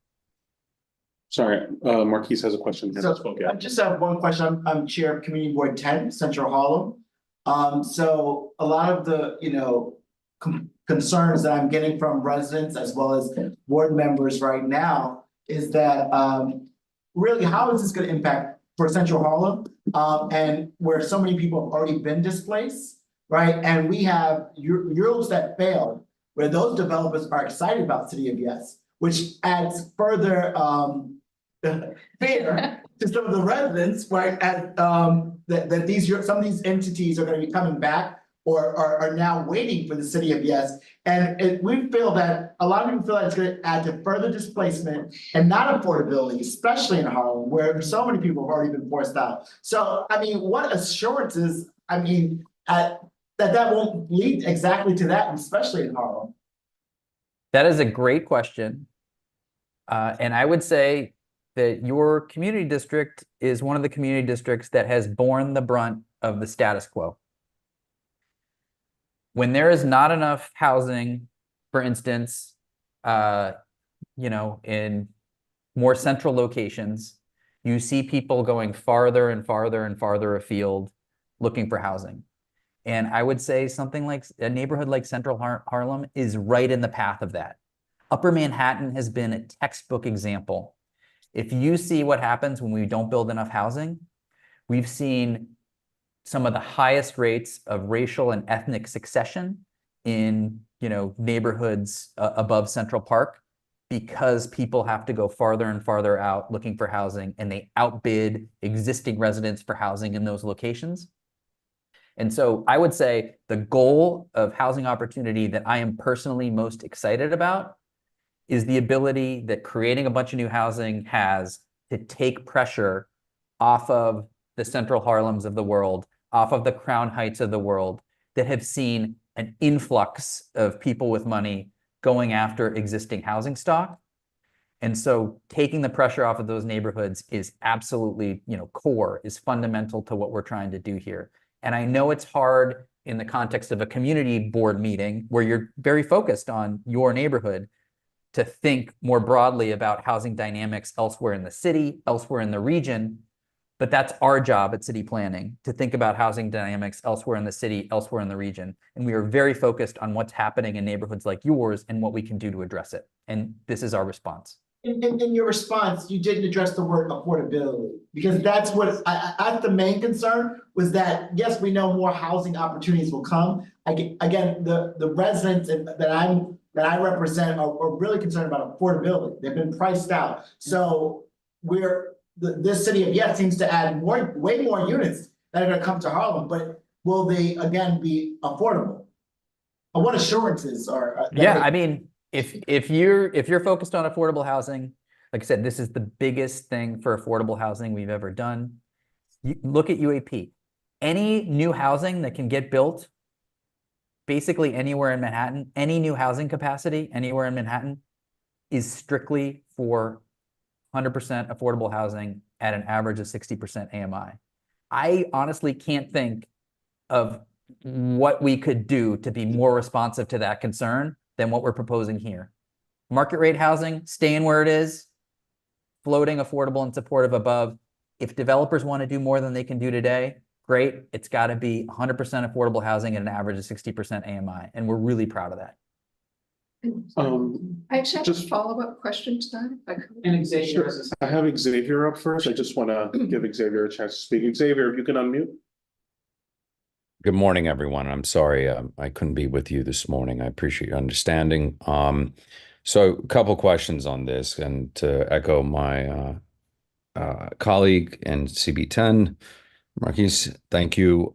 We had our 2017 rezoning, which included mandatory inclusionary housing. We also fought for it to go further south, which unfortunately we didn't get that. We only have a couple projects that are coming online now. I also want you to keep in mind, and to this statement of what is affordable and the affordability crisis, we had Sendero Verde. It just finished its second phase 2 lottery. It was a massive success. They came to us with 4 economic bands. We got them deeper, I think more than double. It took a lot of negotiation, but we had good partnership there. Taking that into consideration, has city planning examined that, plus the comptroller's report about increasing the tax bases in the communities of northern Manhattan, while we still don't have enough development incentives here, for example, with 421A or version 2.0, that will help capitalize many of these projects. I also know within the state budget there were issues and questions about a lot of the projects that need to come online with HPD that are just waiting in queue. So I think when you take those 3 items into consideration, I echo the same concerns. How will those risks be mitigated? Because a lot of longtime stakeholders, multi-generational families who have equity in all of our communities are worried about displacement while this comes online. And without going into deep Keynesian economic models, I think it would be helpful to get a response for that. No, that's great. And you underscore an important point that, the agency that I personally work most closely with is HPD. Zoning is zoning, but we are trying to create any opportunity that we can for 100% affordable subsidized development like Sendero Verde, which we do consider to be a huge success. Anytime that we can do things like that, either with publicly owned land or in partnership with privately owned land, we aim to do that. I haven't seen the controller's report. I'll take a look at that. As far as displacement goes, completely understand the fears of displacement, because the status quo right now is like a displacement machine. Displacement is basically everywhere, whether at the neighborhood level or the citywide level. a function of there not being enough housing for people who want to live in a given area. And when there's not enough housing for people who want to live in a given neighborhood, you know, area, whether it's a neighborhood, whether it's a city, whether it's a region, then, you know, you see housing costs increasing, going up, and putting more pressure on existing residents or people lower down the income chain. And, you know, a lot of the conversation focuses on residents of neighborhoods that have to move like farther out in New York City. We haven't talked about people who are forced to leave the city entirely. You know, I went on a visit to a lower density neighborhood, to a church in Jamaica, where the pastor said, you know, my congregation is being disappeared by high housing costs. The older folks don't have any way to age in place, and the younger kids can't even live in New York anymore. They're just moving, you know, down south. And so the main thing that we can do in order to address displacement pressures is to build more housing. And that absolutely includes, you know, whenever we can, big 100% affordable projects like Sendero Verde. It involves privately financed mixed income developments through UAP and 485X on privately owned land. And it involves leveraging our publicly owned land to the extent that we can as well. It's, you know, there's no one strategy. It's all of the above. And that's what we're trying to do to address concerns like, you know, the ones you've just raised from Community Board 9. I just checked, the SLA rules are also in contradiction for houses of worship. Sure, we'll talk about that in a moment. John, do you have like maybe just 5 or 6 more minutes? I know pretty much everyone has asked a question so far. I know that some folks maybe have like one additional question. Does that work for you? Absolutely. Okay, so Samir, then Sandy. Yeah, as you said, you know, current zoning is leading to so much displacement, so I'm glad that we're looking at it. You know, I was economically displaced when my market rate went up 25% because there are just not enough homes. It's all about comparables. You know, CB5 loves parking maximums. We've said no to every special permit that since I've been here to go above the parking maximum. Did DCB look at parking maximums or only at getting rid of parking minimums? We only looked at getting rid of parking minimums and also to try to make it, or sorry, getting rid of parking requirements and trying to provide additional flexibility for developments when they want to add parking. You know, we really didn't want to send a message, particularly to folks outside of Manhattan, that we're trying to drag people kicking and screaming out of their cars. That's not our intention. We just want to rebalance, you know, the relationship between parking and housing to make sure we have more housing. And so we didn't want to fiddle with parking maximums in Manhattan core regs, just because it was a little bit in tension with, you know, the overall message that we're trying to send around these things. Thank you. Sandy, yeah. And not to get too far deeply into this, but on page 898, there's text that allows owners of fully built out buildings to increase the building size by 20%. No public hearing, no ULURP, no affordable housing, just an application to the CPC where the decision will be made by commissioners. And you know, that seems to go against what the community is looking for. Also, my understanding is if you do increase the building by 20%, you probably have to vacate some units to do that. So that will also be another displacement. Is this a correct reading of that section? Sorry, I don't know what's the title of the section that you're referring to? I don't know, it's page 898. And I'm sorry, we have someone who's reviewing, an urban planner who's looking at this for us. Yeah. Okay, let me see if I can call it up really quickly, and maybe we can take another question and I can return to you. Thank you. I'm just gonna make another comment back. I did check the SLA rules, John, for you. Okay. And actually the new housing proposals would also change the protections for quality of life. This SLA's 200-foot rule for houses of worship are also exclusive use. So the minute that any house of worship builds on top of it, you can have a bar in the bottom. Yeah.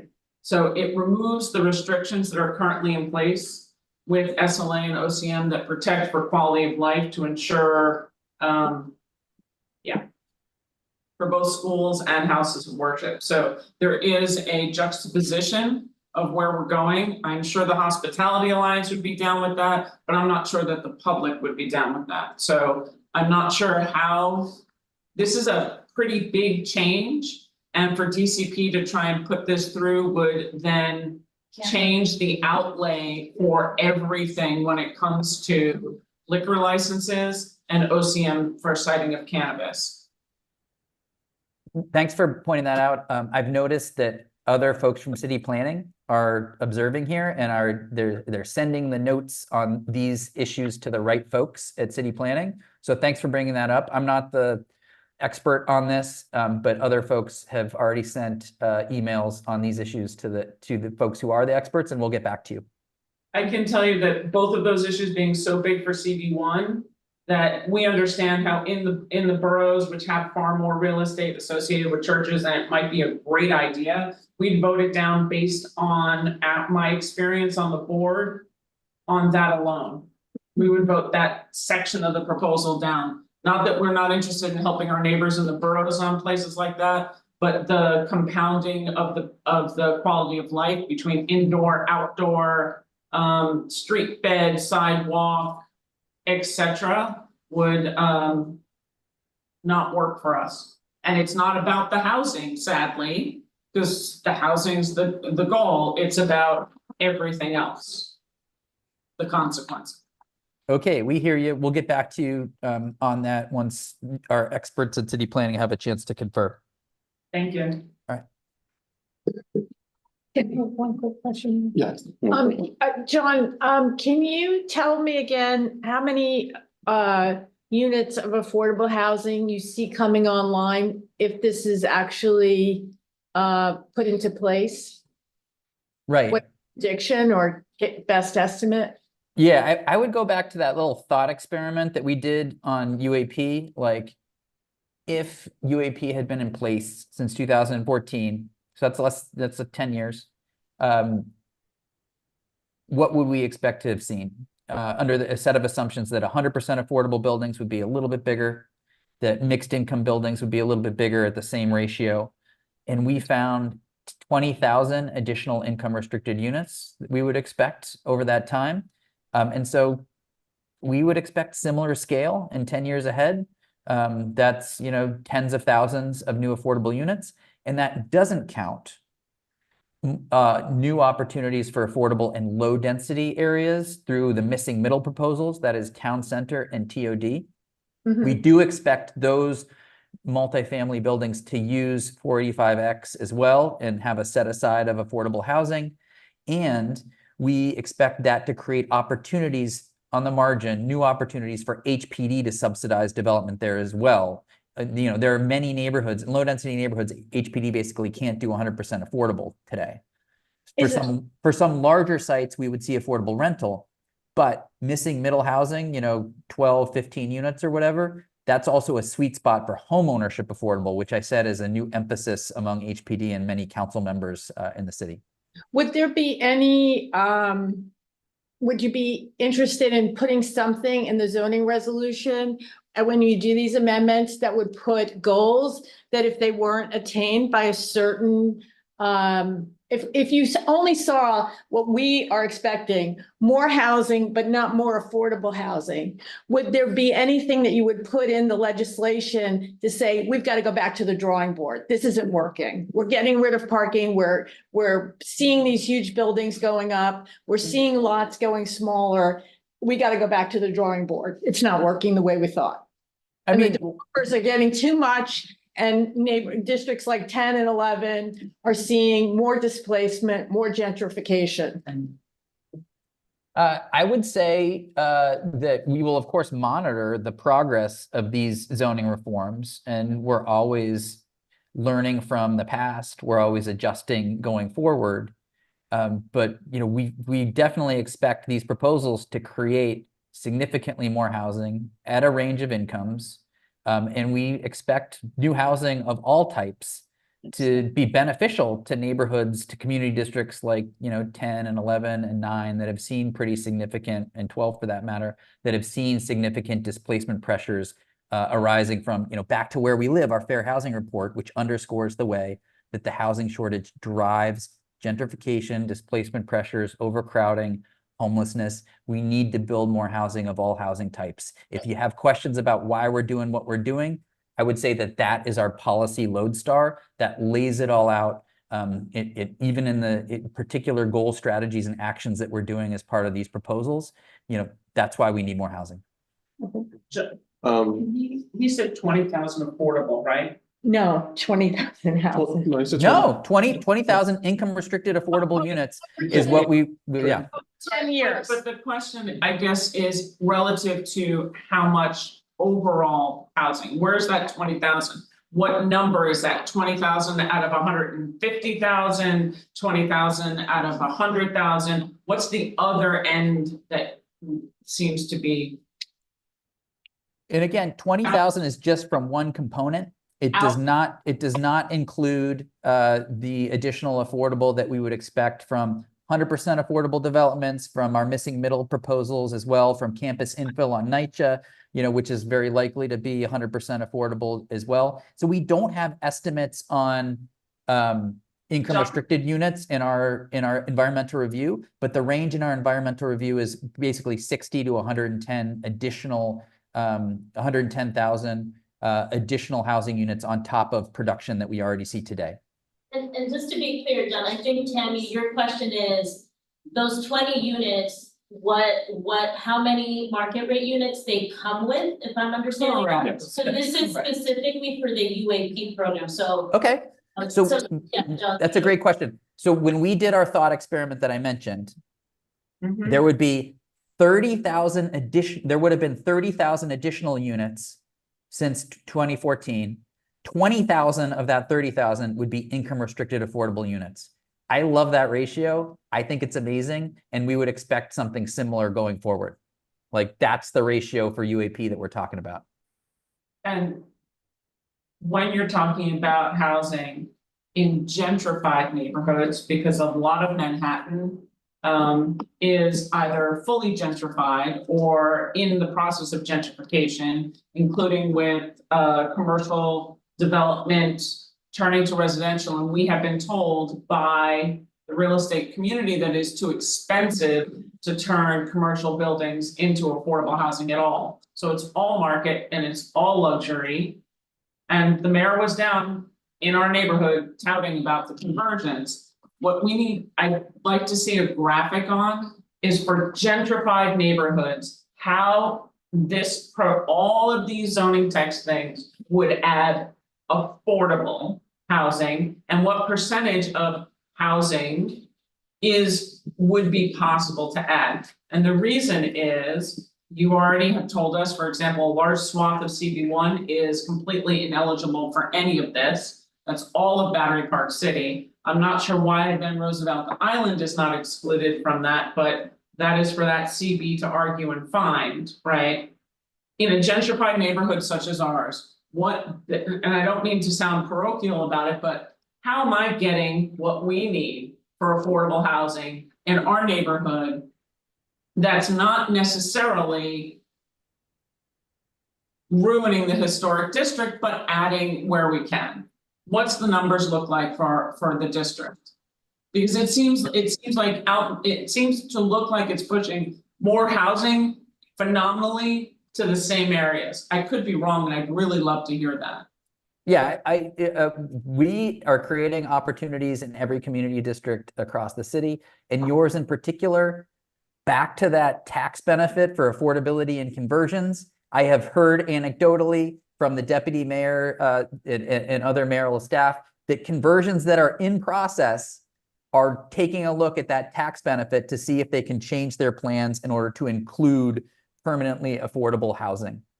So we are so ecstatic that through our adaptive reuse regs, for the first time ever, we're going to see affordability in conversions. And there are sites that come up for redevelopment, even in relatively built out community districts like yours, where we would expect to see folks take advantage of things like UAP to create new affordability at that level as well, when they take advantage of the tax incentive for new development too. So you're correct. that in some, you look at neighborhoods and you're like, where's new development going to go? But when you're creating changes that are this broad, that create an array of new opportunities, we are going to be shaking out development sites in community districts across the city in order to build new housing, build new affordable housing, and we're excited about that. All right. John, I know there was a question from Sandy you were looking up. Were you able to get that? Otherwise, maybe we can follow back up. You can get back to me. Yeah, I think I'll have to get back to you. I'm having a hard time navigating with, my screen's occupied. Absolutely. I'll share the results of that question. with us. Sandy, you're CB6? Yes, Okay, great. thank you. So I think we just have one last question. Yeah, just a quick one.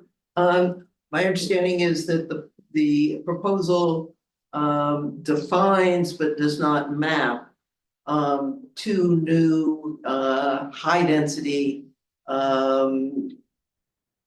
sort of FAR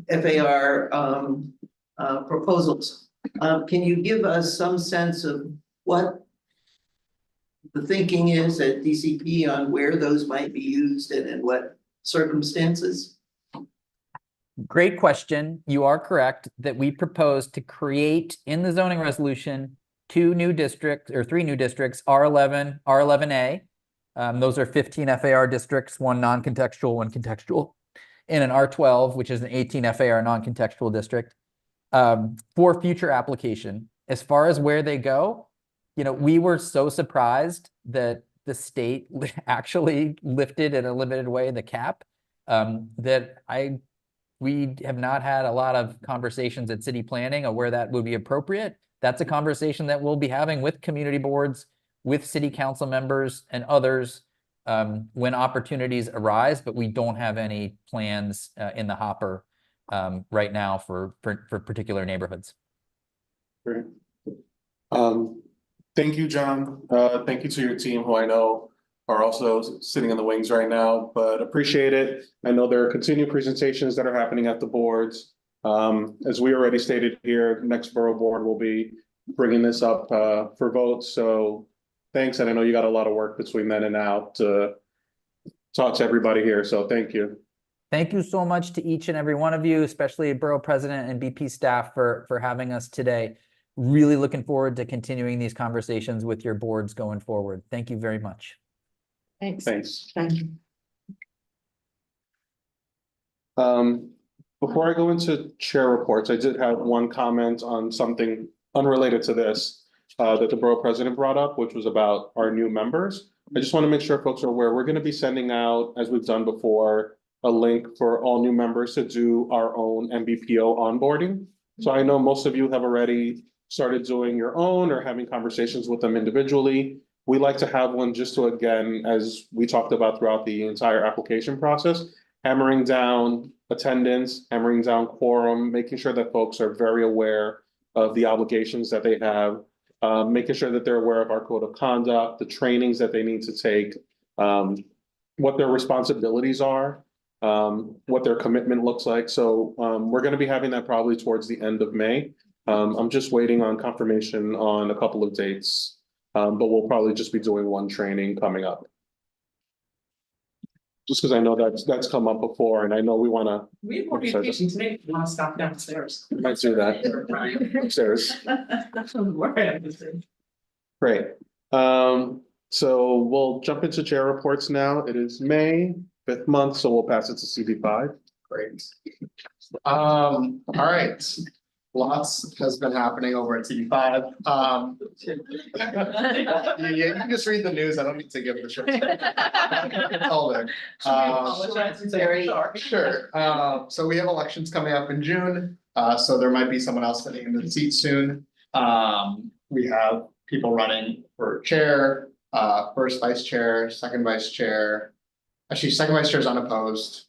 Secretary, assistant secretary is unopposed, and then 2 people running for treasurer. So it'll be a dynamic and interesting election in June. We have 12 new members, so we're excited about that.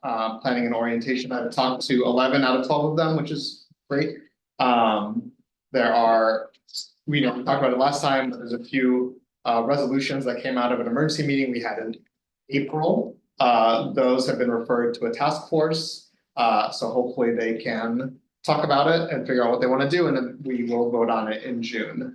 So those included things around, rescheduling meetings if we have technical difficulties, we talked about that. Stuff around, what you're allowed to speak about outside of a meeting, not influencing votes, that kind of thing. Having stricter conflict of interest rules, and stuff like that. So if you have comments on that, please let me know and I can forward it along to the chair of that task force. Or talk to me after the meeting. We voted on our opinion on access for all. I know we talked about that previously about quorum requirements for in-person. So I'll have an opinion on that when we eventually want to vote on that. We have our daylighting task force reporting soon, and then we have had one dining out application.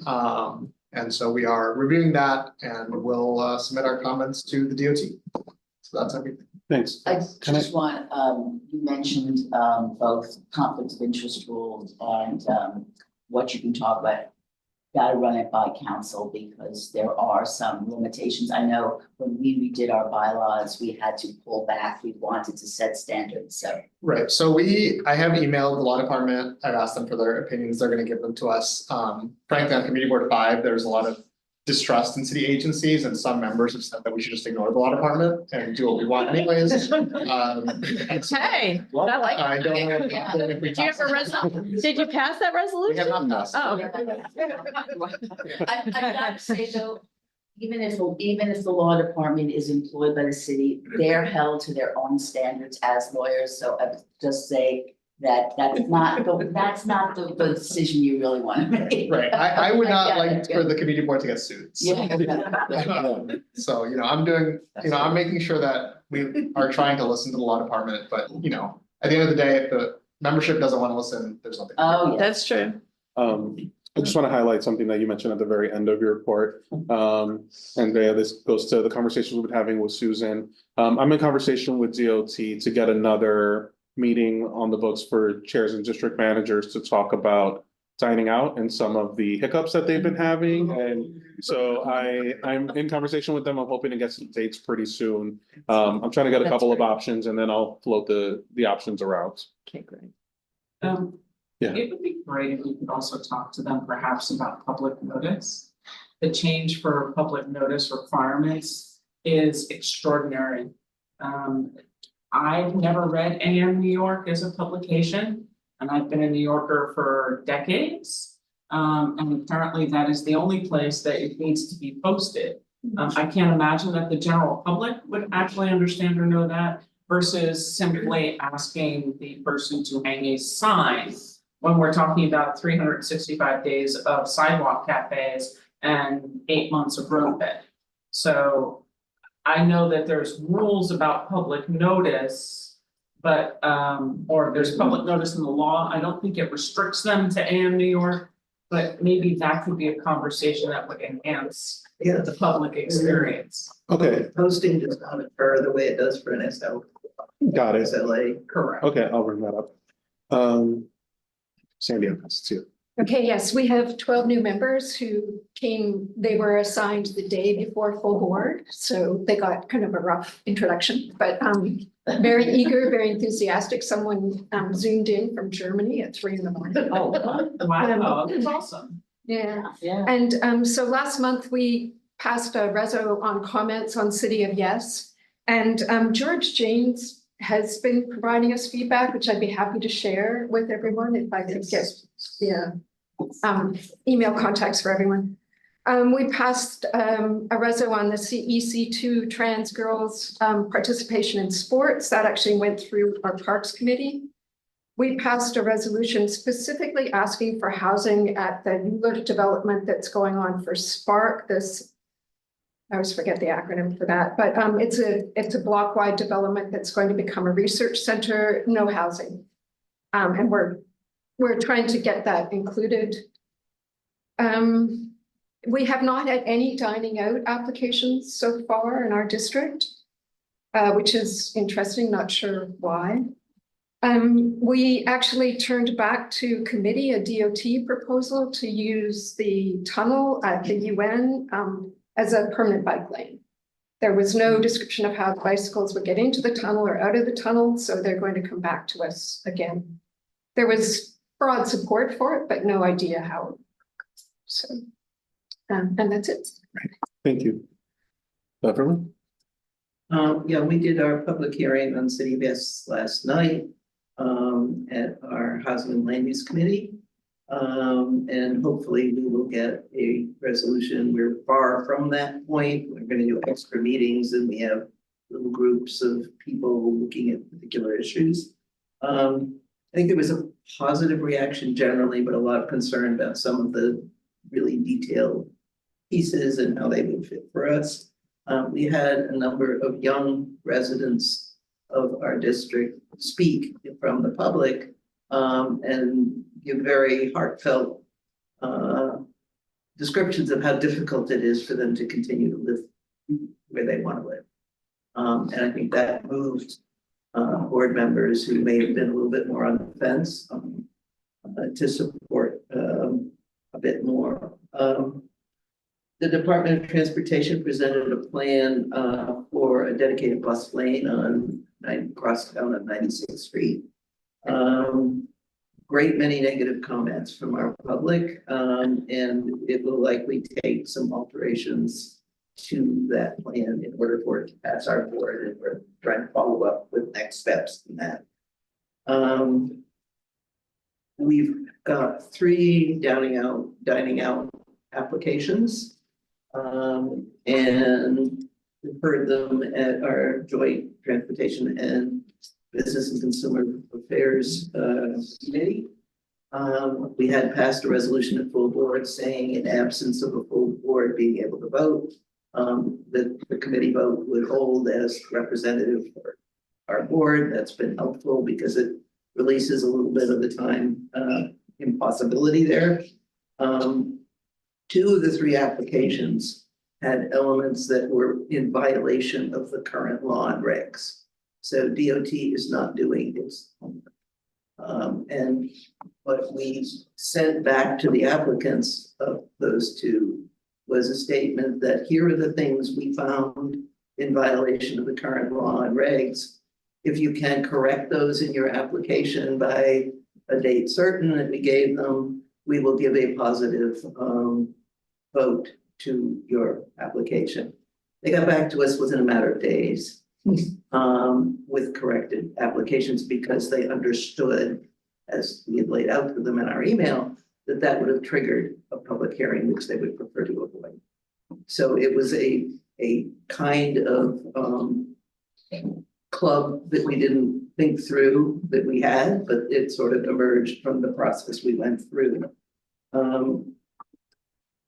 I think that DOT is obviously in startup mode on this, and they've hired a lot of people, but they are not functioning the way they had said they would in terms of ensuring applicants are fully compliant before they send them out. So that was our experience. Got a few more coming in this week. So we welcomed our 8 new members the day before our full board, and all of them managed to show up. It was great turnaround. I've had Zoom calls with 7 of the 8, get to the last one this afternoon. And our district manager is doing the same thing. We distributed an updated members handbook to them so that they understand a little of both our culture and the rules that govern our functioning.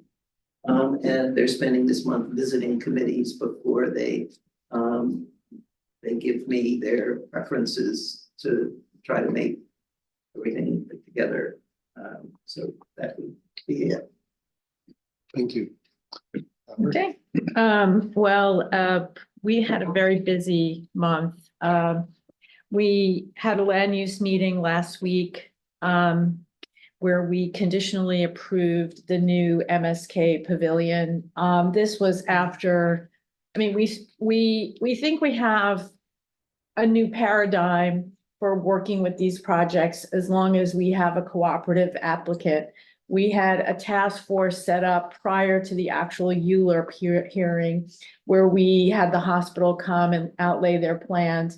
We had 4 sessions with them before they actually came to the ULURP. And then based on those 4 sessions, we put together a resolution where we thought, things needed to be addressed, et cetera. MSK came back. We then had a zoning meeting prior to the ULURP hearing where they had come back to us. We had 18 points and they addressed each of the 18 points, not always to our satisfaction, but at least we had, something to work with going forward. So when we had our public hearing, we had pretty much vetted the project. And you can say what you will, it's a huge tower, it's monstrous, there's no way around it. It's gonna be almost 600 feet tall. It's on York Avenue, it's on their existing building envelope. And we did conditionally approve it. We did have, opposition from local residents. MSK has committed to continue to meet with these people. Obviously, there's an ongoing process. The borough president came to our meeting last night, and I think in a real show of goodwill, met with some of the residents who were less than happy about the project outside. And those are all going to continue. We're going to have a continuing construction outreach. Their project is going to take until, if it goes through smoothly, it won't be online until 2030. But it's a very different dynamic than what we're having with Northwell and their project, which they refuse to come to our meetings. They refuse to engage in any meetings with us prior to ULURP. So I think that's, I don't need to look in a crystal ball. I don't think that's going to go as well for Northwell as it went for MSK. And look, we're pretty much known as Bedpan Alley. We would love that if hospitals and life science institutions would move into other community districts in Manhattan and beyond. I mean, we know we have an embarrassment of riches. We have tried many times to get Lenox Hill Hospital Northwell to see that. They don't want to move. And we'd welcome any participation in those future hearings. If you had anything to say and come and talk, that would be great. We also went this week on Tuesday to a city council hearing about the establishment of bus shelters on Madison Avenue in our historic district. We have historically been against those. We continue to be against those. We're not against bus shelters. We've been arguing for one in front of Mount Sinai Hospital on Fifth Avenue for over 15 years, and they haven't put one. But they understand the cash that would be generated by the advertising that would be on Madison Avenue. The sidewalks there are very narrow, and we just don't feel that that's, it's a landmarked historic district, that those would be a value, and all we see it as a cash grab. And so we continue to be opposed to those.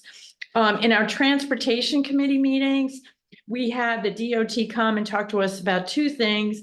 Number 1 was a long-awaited report that we had been asking for almost a year on the results of the redesign of the bus lanes on Lexington Avenue between 96th and 60th Street. They had put in an offsetting bus lane. They previewed the report to us. Based on that, I sent them 15 questions. They said they would address them in the report, and when they came to us, they didn't. So we had to embarrass them by asking the questions. I took no pleasure in that. And I actually, my thing is, you're going to show us data, don't show us correlation, show us causality. The bus design, saying that the bus design we have offsetting by bus lanes.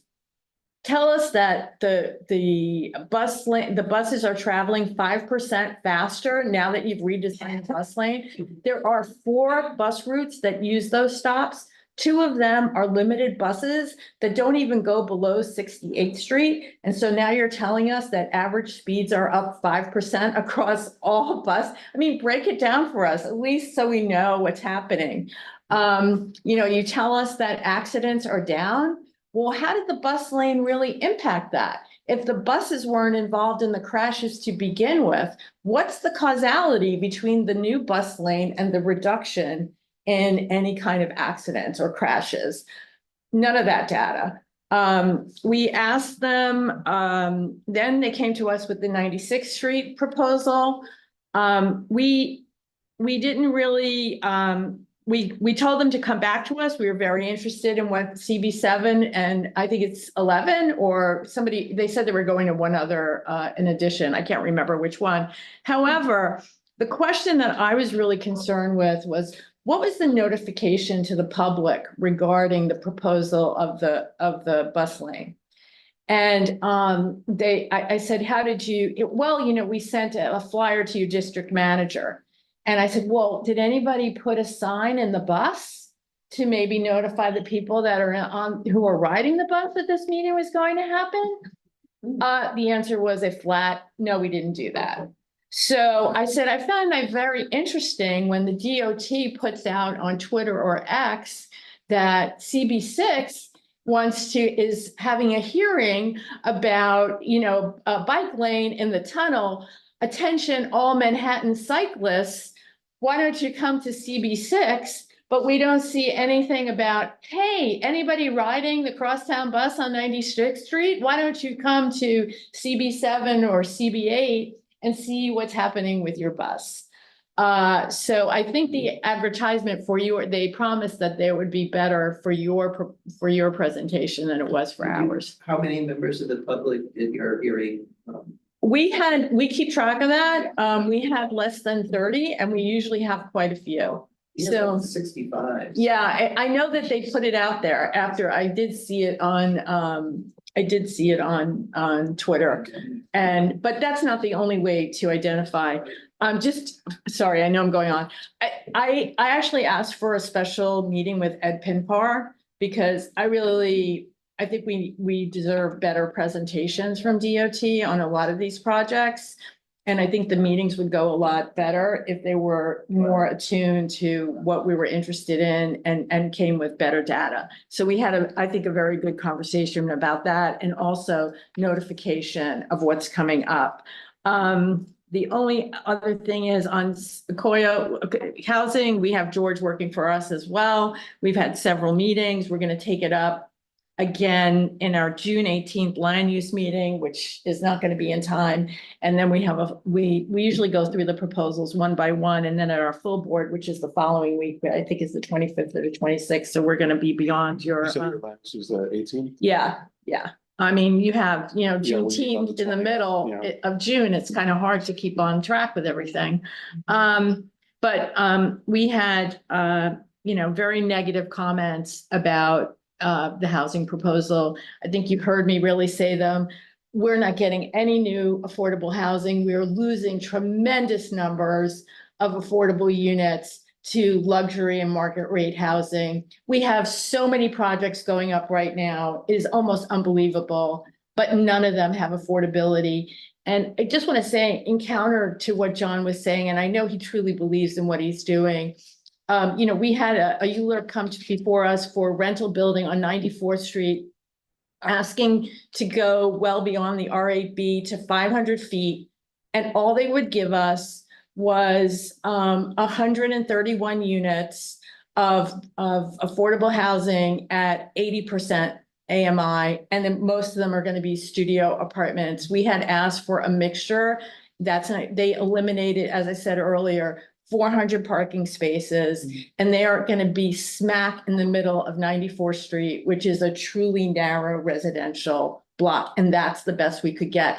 And they wouldn't agree to even go forward with that until they got what they thought was an appropriate tax abatement. So I'll end on that note. So I have a quick question about that Sure. project. Wasn't that project going to have more larger affordable units, but then it was negotiated down to and they cut a lot of those affordable units? Yeah, well, here's what happened. The structure was, I think, originally this is the other thing. It's very different for me. I'm in the private sector law. You know, nobody comes to the table actually thinking that what they put on the table is what they're gonna get. But apparently in New York real estate, every developer, when they say 595, they mean 595, not 594. So when they get negotiated down, we did get a reduction of height of 70 feet, and I don't want to minimize that. But in exchange for that, they decided they would give us fewer larger affordable units. And but they would raise the number of studios, and we would go from, because we had originally asked for 60% AMI, we went to 80% for that. So you could have kept the additional height and the higher units, but you're saying you chose to reduce the height. Well, we didn't to get choose the- anything. The council member chose it. But yeah, I mean, we're still trying to get those, the variability of the units, because that was really important to us, because we want people to come into the neighborhood and when we want to be able to have them grow their families. Thanks. Thank you, Valerie. I know we're on a time crunch. It's already past 11 and I know some folks have other commitments and work to get to. So if we can keep the rest of the reports brief, I'm sorry. Just want to make sure everyone gets a chance to speak. Nine. Yes, good morning, everyone. I didn't say my name, and this is the first time you're seeing me here. Usually Victor Edwards, our chair, is here, but I'm stepping in and I will be brief. Our CB has been pretty busy as well, CB9, given the two academic institutions in our arena, Columbia and City College, and the protests and things that have been happening, and us monitoring and trying to stay on top of that and being in conversation with law enforcement, because of, in some cases, the presence of barricades and stuff and such, creating inconvenience to many of the residents in the neighborhood. So those conversations are still ongoing. And in fact, we have a resolution, which I'm sure we'll discuss further tonight, that will be addressing, protecting and respecting the rights of protesters and residents in our CB as a result of everything that's been happening. Other things that we have been active in, just last Friday, we had a senior resource fair at the Forum located at Columbia, which was well attended considering the inclement weather. I would say easily there were well over, I'm trying to mentally do a note. I would say well over 300 seniors there, and also vendors that were there showing their goods and wares. So that was well received. We have an upcoming forum on sickle cell. Sickle cell day is on June 19th. And we, in fact, will have a video message from a high-level representative from the Congo. I believe it's the president of the Congo. She'll be speaking in, because this is an issue she's very much interested in. So we're very lucky to be able to get her to speak on this issue. And we're also working on a reso as well that will be addressing that issue. A few other things. We have a reso that will be focusing on the 988. We had a presentation from the New York City Department of Health. The phone number 988 is the Suicide and Crisis Lifeline that they are encouraging many communities to use rather than calling 911. That number has a better response for those who might be in crisis. And let's see. Actually, one quick thing, because OCM came up. We haven't had any new applications in a while. I'm thinking not since March. But we were told recently by OCM that one of the locations that we actually objected to, they agreed to establish, they agreed to have that place establish a location. And so we're gonna be following up with them, because as we all know, OCM, you know, they have a way of doing things and we each have our own way. I'll keep it at that. And so, our concern is if we've opposed an objection, we're trying to understand how that comes into play if a decision has been made to move forward anyway with approving an establishment. So, anyway, yeah, those are some of the things that I wanted to share without taking up too much time. Thank you very so much. Appreciate it. I think CB10 had to leave, so I will pass it to Xavier, CB11. Is he still? Hi, good morning, everyone. Thank you. I'll keep it very brief. I attended a press conference with Adriana Espiat, our congressman, dealing with the oversaturation of treatment centers. As many of you know, we've had a moratorium in place and asking for more equitable distribution throughout the city. And that is, we had a very large attendance and a good reception with that. He actually now lives in Community District 11.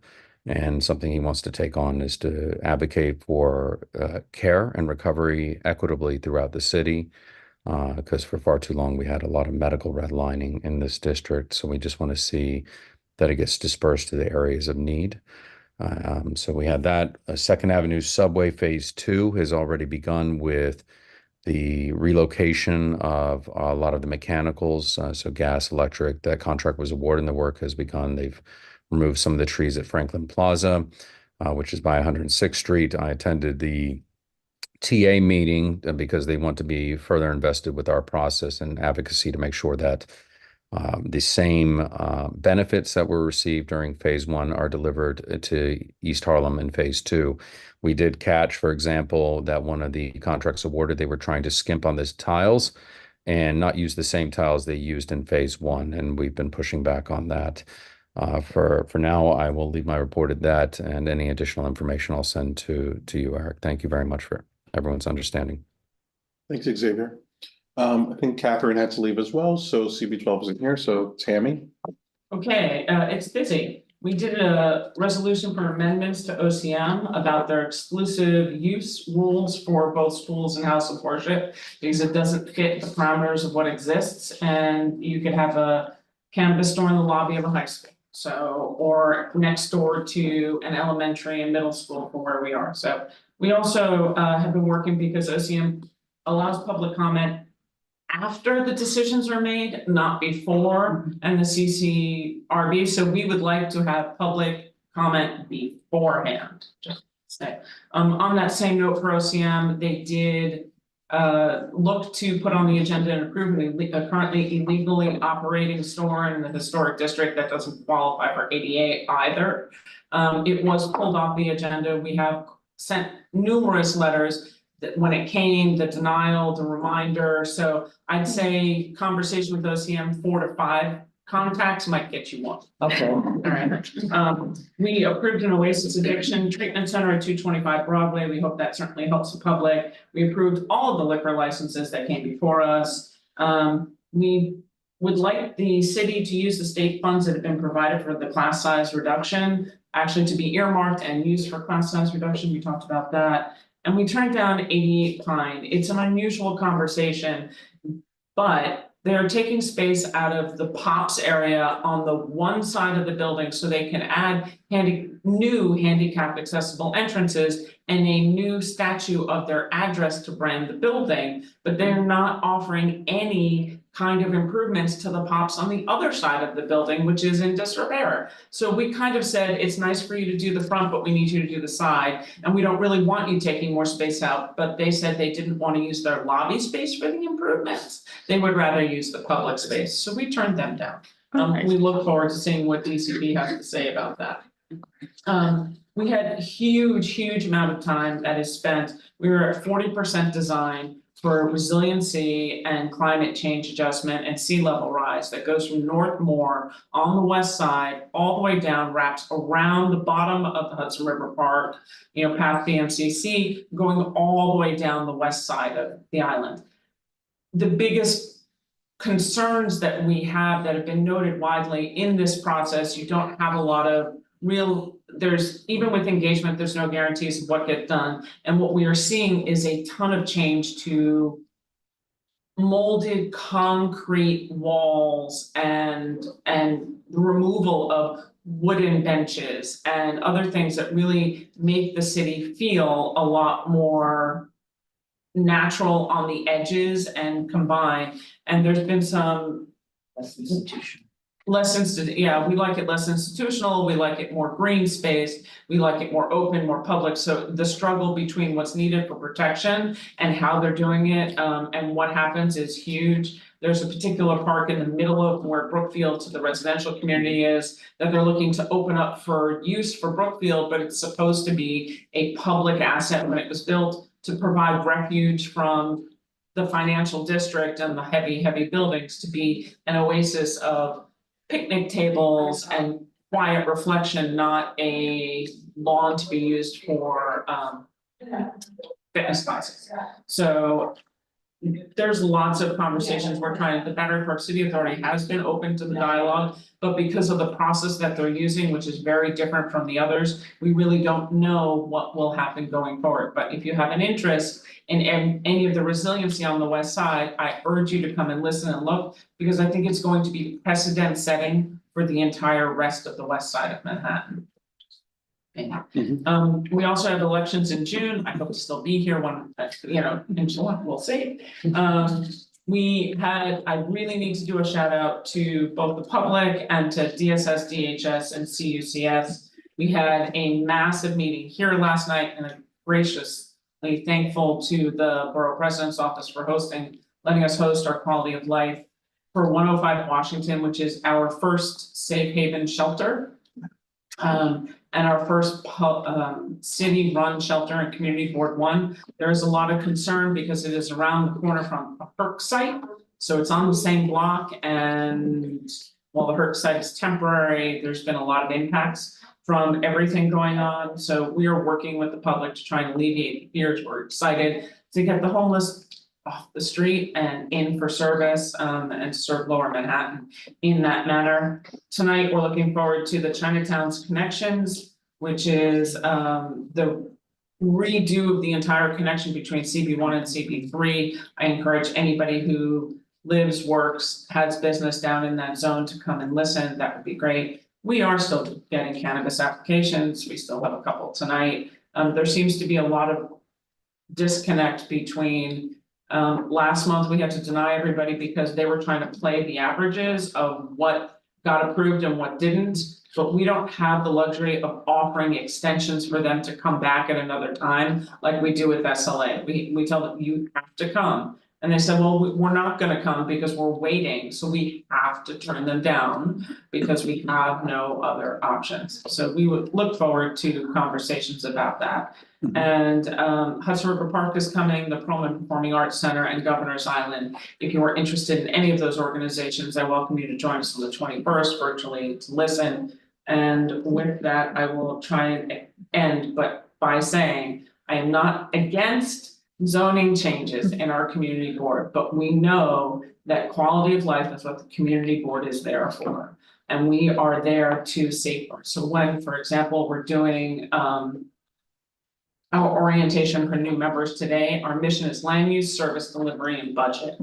And with all of this, the service delivery and the changes for how that's done really, and where the community board is able to opine and have opportunities for public engagement seems to be massively changed on all of those things with this last proposal that's even far more reaching and different than the last one, and yet we don't see that it serves what we need because we are, for the most part, a fully built out environment that has been gentrified. So, and we don't see where we're gonna gain before it's withdrawn.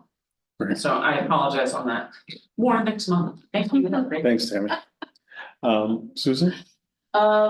Yes, we're busy, but I think we're also sort of gearing up because we're only gonna get busier. One comment, we've got a lull in our cannabis applications.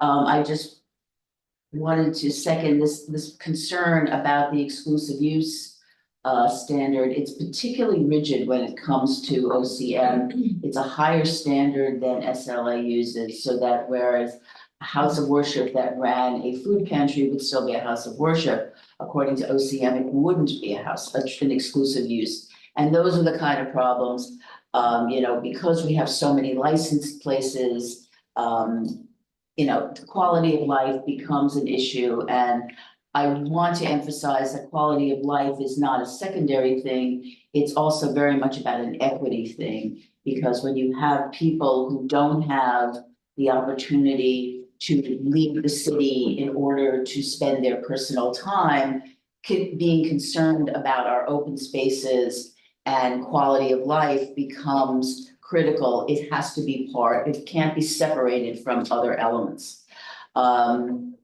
We had our land use, had 2 meetings this month. We did have the presentation, our version of the presentation, and it was, you know, very upbeat, similar to what we heard today. We also had a second presentation last night from the consultant, George Janes.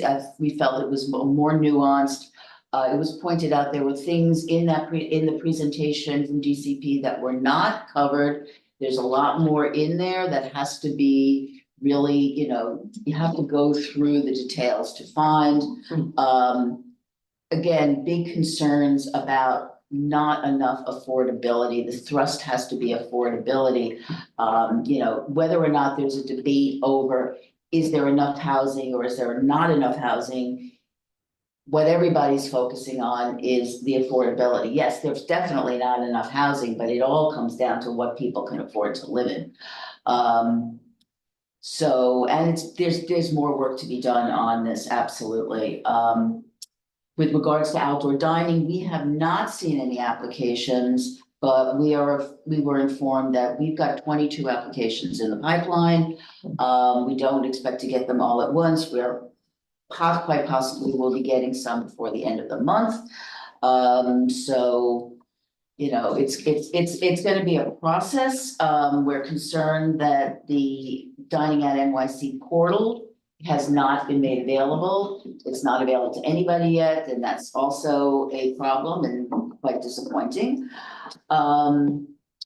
We got, we're very happy to say that, yes, we got, we had 10 openings on the board, which is a very large number for us. We've only received 8 actually new names, so we're expecting 2 more. And I have to tell you, unfortunately, we will need a 3rd because we have had a resignation. But the one thing I always tell all our folks, the only wrong thing you can do is to not be honest with yourself. You can't make the commitment, because we always have a waiting list. And we will be doing our onboarding this coming Tuesday. We got our final reports from our planning fellows, our landmarks. The project on landmarks violations will help us develop a plan for reporting and tracking results, and our parking report, which has had a lot of interest, including from DOT, who is going to analyze our data and use it towards developing a parking app. So we're rather proud of that. I think that's it. Thank you. Thanks so much. Excuse me, Yeah. was there somebody else who wanted to speak? I just had something I forgot to say. I think we just have 2 more reports very Very quick. briefly, yeah. So Andrea? Sure, I'll keep things super brief. I'll start with good news as well. We were one of the CVs that won the neighborhood support team for SDR Park. Yeah, we're very excited about it. But still waiting and working through kind of what it is and what it's gonna do from the mayor's office. But as many of you all probably have heard from my predecessors, I mean, SDR Park is mired with a lot of issues, theft around the surrounding area. It's the K2 capital, so to speak, of Manhattan. There's homelessness issues, mental health issues. So we're trying to wrangle about like 5 different agencies to try and tackle these issues with stakeholders that we work with there. And we also passed a daylighting resolution at our full board meeting last month. We are in the throes of facilitating a number of trainings for 9 new members that we've welcomed. And then lastly, we are having some staffing changes. We're hiring a new ADM, so if anybody knows anyone, definitely check out our website. But that's putting a lot of strain on the office. And thanks, Eric, for taking the lead on the call that Susan asked for. She's yeah, we're between silver delivery and all of the incoming items in the pipeline, we're quite overwhelmed. So yes, we're anticipating 13 and counting open dining applications. So appreciate you. Yeah, Yeah, no problem. yeah, that's it. Jessica? Sure. Hi, everyone. Apologies that I had to step out for an hour and a half. I was on a meeting with the Port Authority Bus Terminal, which I think speaks to, about the Port Authority Bus Terminal with the Port Authority, which speaks to one of our key priorities right now. It will be coming before the board to begin. It's hoping to go for certification May 28th to begin its ULERT process. $10 billion project, massive implications, both near term and long term for the district. So that is really a very significant focus of ours right now. Additionally, we continue to move forward with our efforts around the NYCHA, what was supposed to be redesign or renovation and then got proposed to be demolition, and where we are in that process has taken up a lot of time and attention. And then a new piece that we haven't talked as much about recently, though probably for those who have been around the table, a lot have heard about our enthusiasm for Pier 76 at Hudson River Park. And there's some movement at the state to make some amendments to increase the uses of that pier, which will bring important revenue for the entire park, but most notably for the immediate construction and changes that need to happen to support the actual park as it is, or the pier as it stands now. So I know we have several here in the room, including Tammy, who heard some about this. There's a press conference tomorrow morning to look at this legislation, support the legislation, which also includes the removal, as it currently is stated, of the helipad, a heliport, excuse me. Which is, Stop the Shop and a big movement there. So we'll see. We really are focused on Pier 76 and what it means, but applaud our elected officials for seeing an opportunity to think creatively about how to maybe get this done. So fingers crossed. Great, thank you so much. You had one more item that you wanted to reference? No, I just wanted to, and I forgot to just thank the Manhattan Borough President for our new members as well. I believe we were given 9. Correct. And we'll, right? Okay. Yeah. So I'm sure we will, like everyone else, be finding time to orient those new members as well. Yeah. We desperately needed them and glad that they. And I know you're welcome in at your full board tonight too. Yes, we have our general board meeting tonight, so it'll be hopping. And I don't think I said my title. I'm the second vice chair. I said my name, but the second vice chair. Hopefully I'll be back here again. Great. Thank you. Yes, please. I forgot to mention that we have 2 planning fellows in our district. One of them did a presentation on POPs, which I think was really interesting. POPs. Oh, okay, thank you. Which was very good, that I'd be happy to also send to everyone.